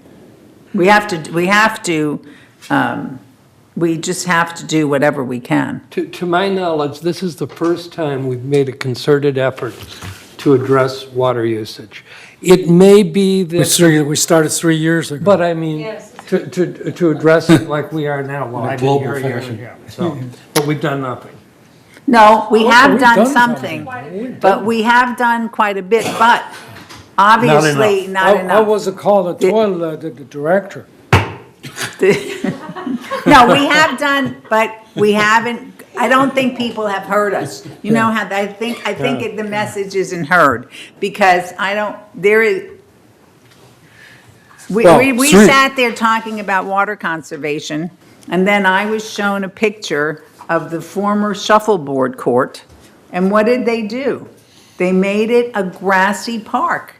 That would have been the perfect place to have done drought resistant, and I was almost in a state of shock. We have to do it on every level, in every way, because what GRF spends on water, we pay for too. So it has to just be an effort in every possible way, and I just don't think it's do you have anything you want to say, Siobhan? Other than Yes, tell me I to think, keep quiet? I like the idea of a global approach. While I understand that third is, taking the lead perhaps, it has to be a global approach because GRF facilities need to be taken a look at. And then, again, we need to learn what United is doing. Yeah. You know, every time I go into the ladies' room and they have those toilets that if you just move, they flush, I go, oh my goodness gracious, whoever came up with those? It must have been somebody who was selling water. Because you can, and I'm not saying here, but you can go to a lot of places where they have them, and you could be in the bathroom and like the toilet could flush 3 times. Yeah. And I don't know if they have it that way in men's rooms, because I don't usually go to the men's room, but, and I don't, so there are so many things that have to be looked at. Well, we starting about 3.5 years ago, we start, the old toilet, each flush, it takes more than, some more than 2 gallons, or some are more than 3 gallons of water. Now the water saving, low flow is no more than 1.6. In fact, the one I have is 1.1. But I still have from the outdoor water, a whole box of a low flow shower head. I can bring in, give to your communication. If anyone wants it, it's free from outdoor water. Also, please keep contacting with outdoor water, because from time to time they're giving out things free that are helping saving water.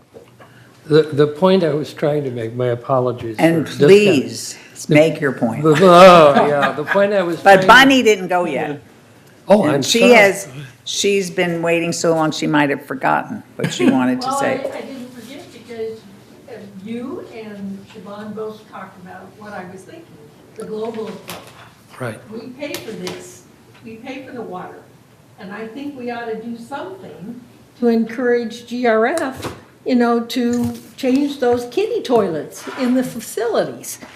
I mean, I don't know the exact numbers or what the impact is on the water bill, but I think it would be interesting to know, and I hope that as third, that we can somehow encourage GRF to. Well, and that's a great point, because one of our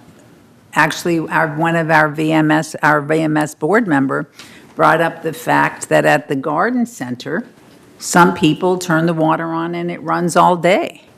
So I asked the person who's in charge, does he ever review the water bills? And the thing is that if the garden center could be using, if people turn the water on and it's on all day, and who's paying for it? We're paying for it. So I don't know how that could be restricted. So it's global is important too. I mean, we can't get stuck on, I feel like we've gotten stuck for us on low flow toilets, shower heads, and we're going to put in like less grass. And that's all we've said for 3 years. And it's time to have sing another song, and we're waiting for you to come up with the lyrics. I appreciate that. what I was trying to say, if I may. What? What I was trying to say, it's the first time we're trying to get broad involvement and broad awareness. Right. And things happen that we can't even know about it. Right. When we reach that. So we're counting on you and James. Counting on James. No. Okay. So the next report is the report of the Resident Policy and Compliance Task Force. Director Bruninghouse. Thank you, Madam President. Yes, we are going to meet on December 3rd. Which is Monday. Which is Monday at 1 p.m. Sycamore Room to discuss and hopefully approve some minor changes to the private caregiver policy, which the staff has prepared for us. And we're going to not call them changes. We're going to try to say that they're improvements that should make the caregiver policy that we have work better. Better.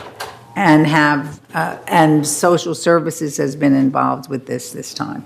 So if anybody is interested, the meeting is at 1 p.m. in the Sycamore Room, correct? Correct. All right.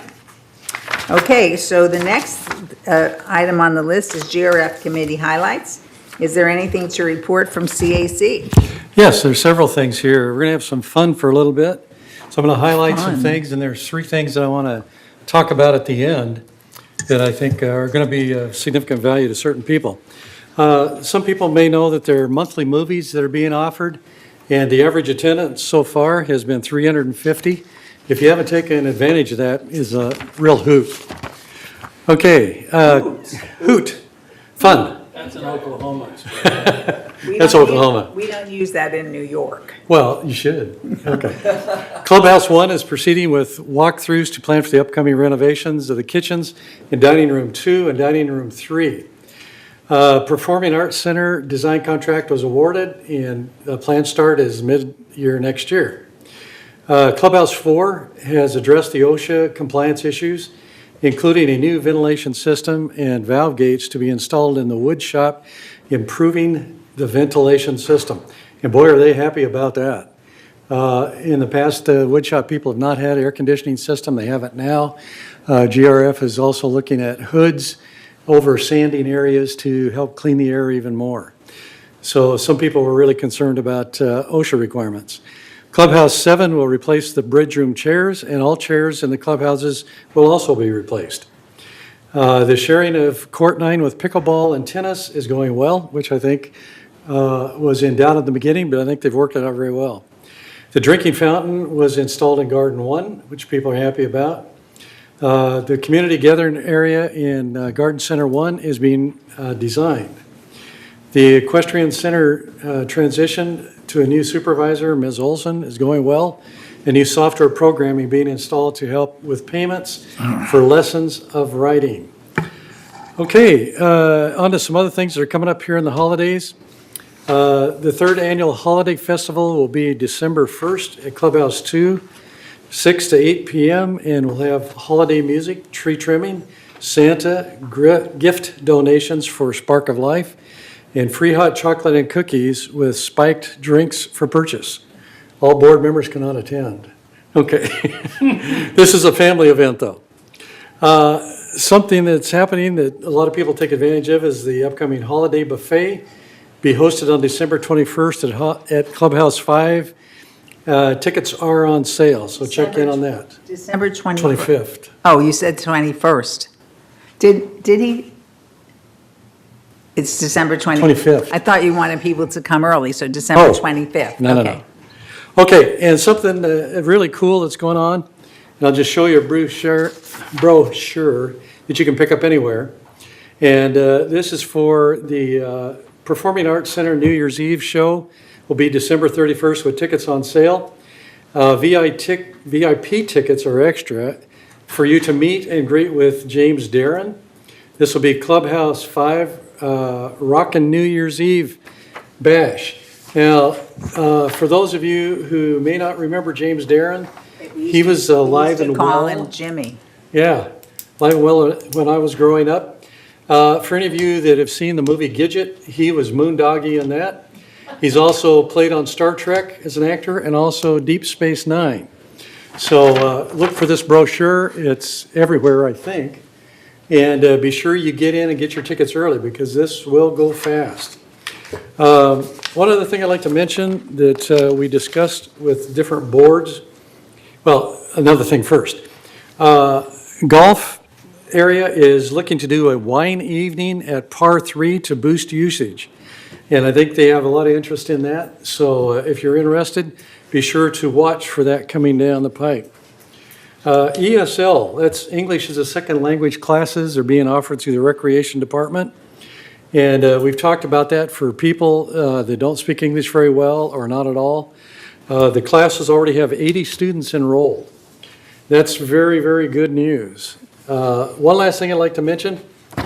This is a handout that Brian Gruner has put up with his Recreation and Special Events Department, dated October 17th, 2018.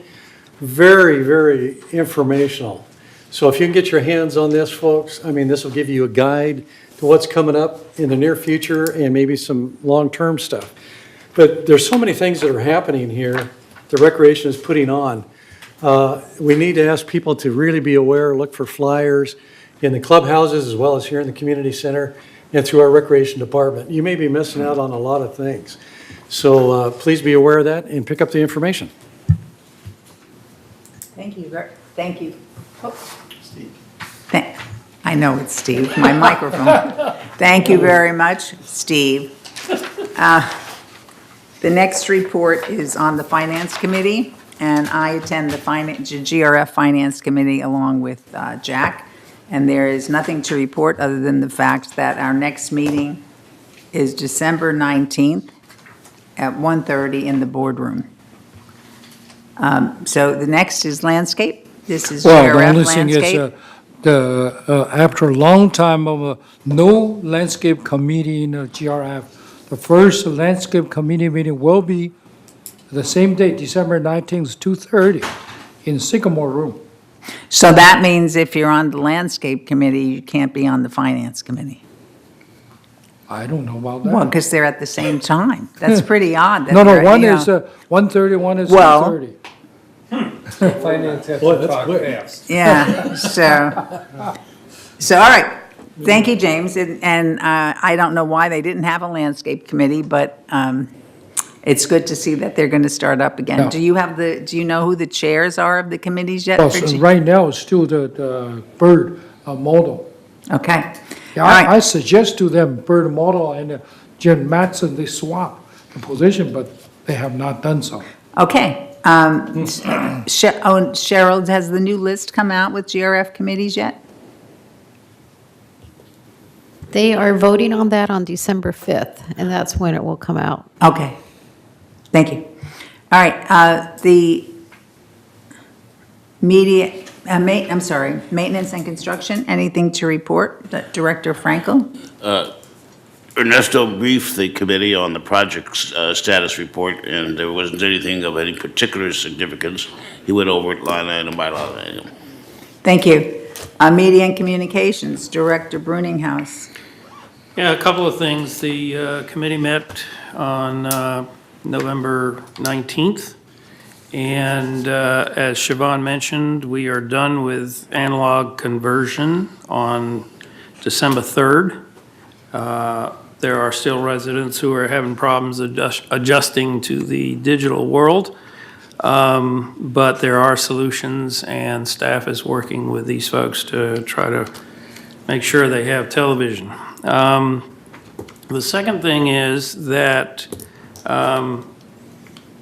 Eileen has requested, there's going to be a resolution needed from each board to approve the required real estate sign design. Now, this sign design has been changed to follow California law, which also has changed. It requires that certain things be included on the real estate signs and that certain letters be larger than others and so forth and so on.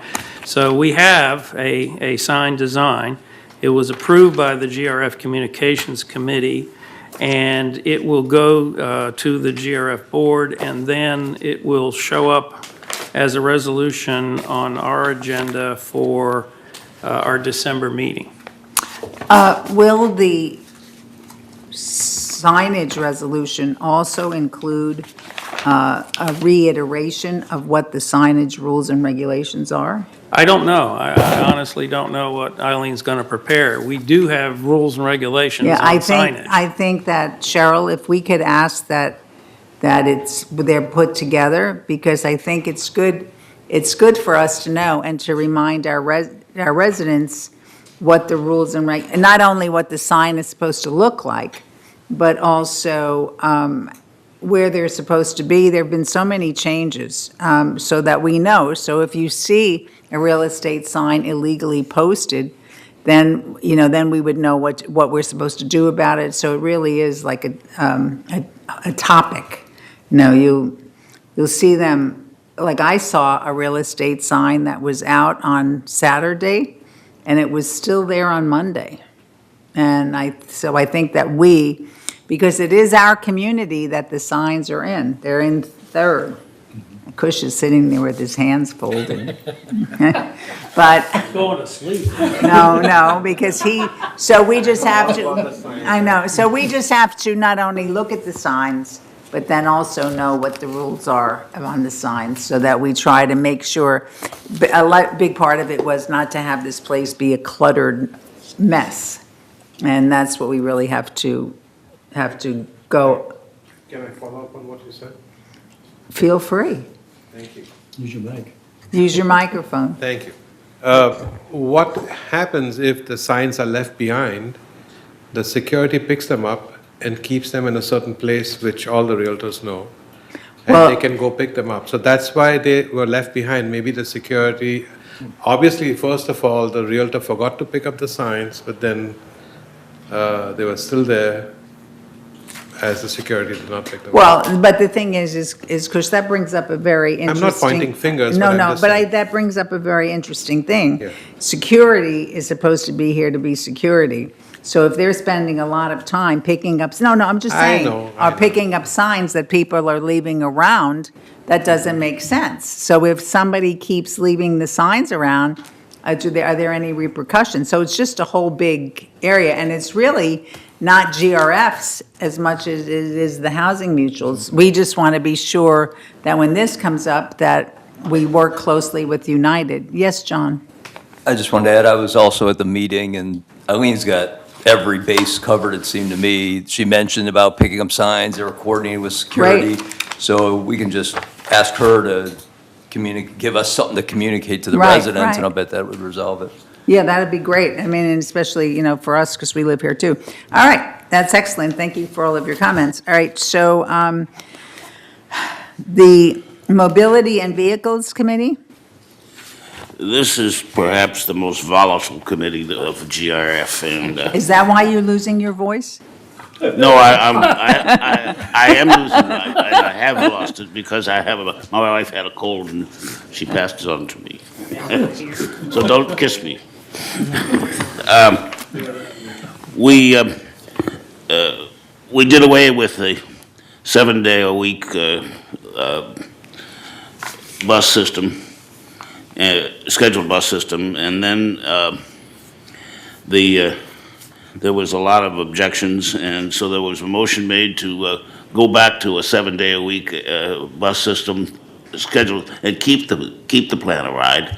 And that passed subject to approval of the finance. The finance came back at $560,000 annually.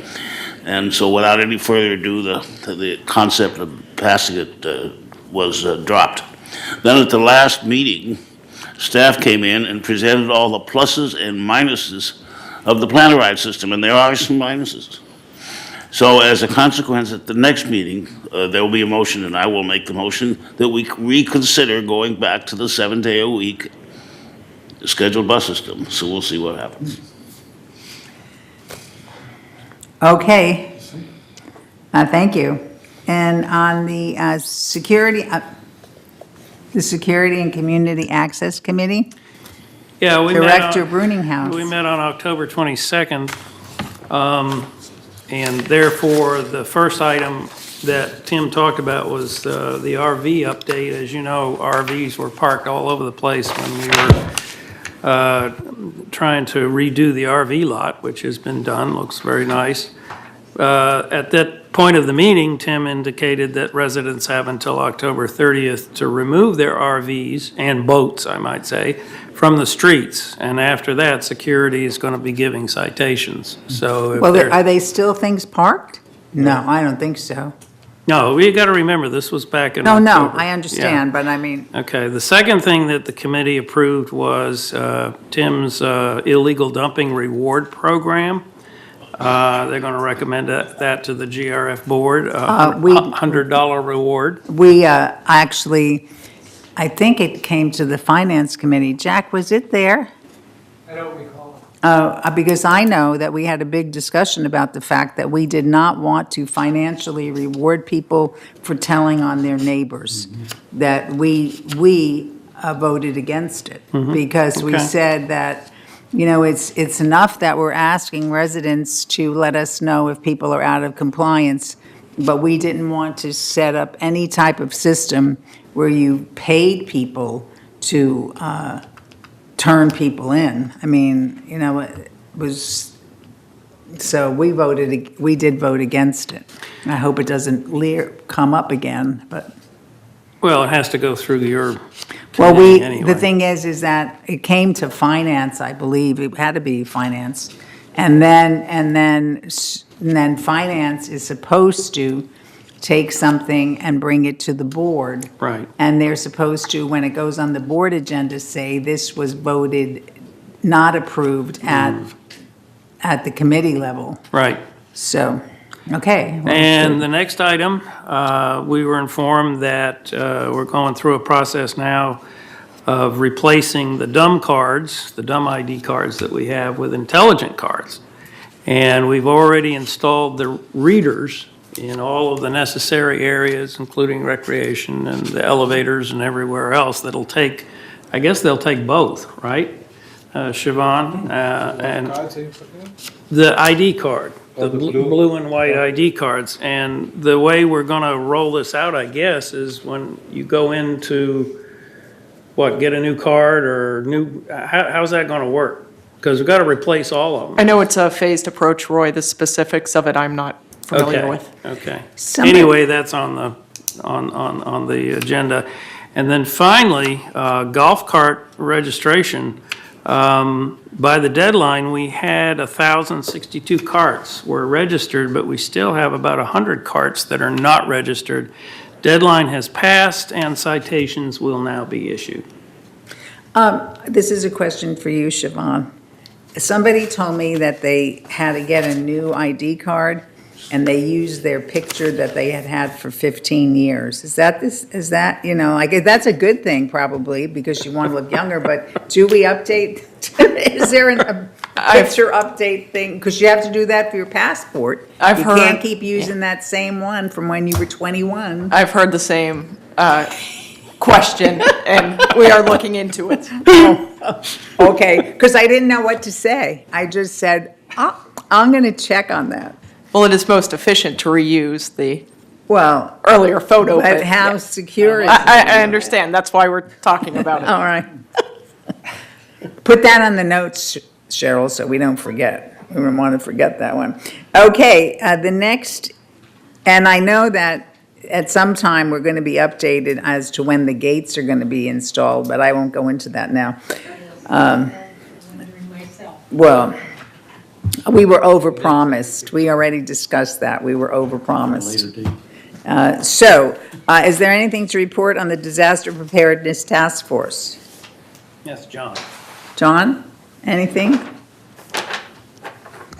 We discussed the Great California Shakeout, and for your information, that occurs on the third Thursday of every year, and we had it again this year, and it's a good training program, and we were briefed on the success and some problems that occurred as a consequence that we need to address. So I was over at UCI the other night, because I'm always trying to continue my education.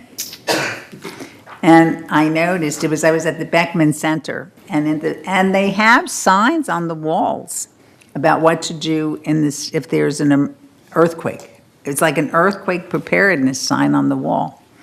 And I said, wow. I'm not saying that we should be running around putting signs up, But I wonder if, I wonder if there's any rule or regulation regarding that. And if there's any understanding as what should be done if people are in public areas. You know, you're in the Performing Arts Center, you're at Clubhouse 1, and I didn't know. So I thought that that would be an interesting thing to check, because, you know, you're supposed to know what you're supposed to do in your home.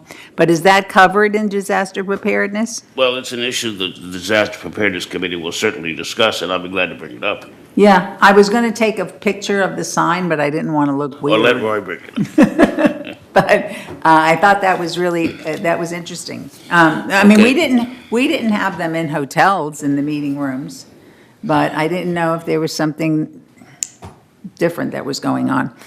The next Good Neighbor captain training will be in March, diabetes and stroke awareness.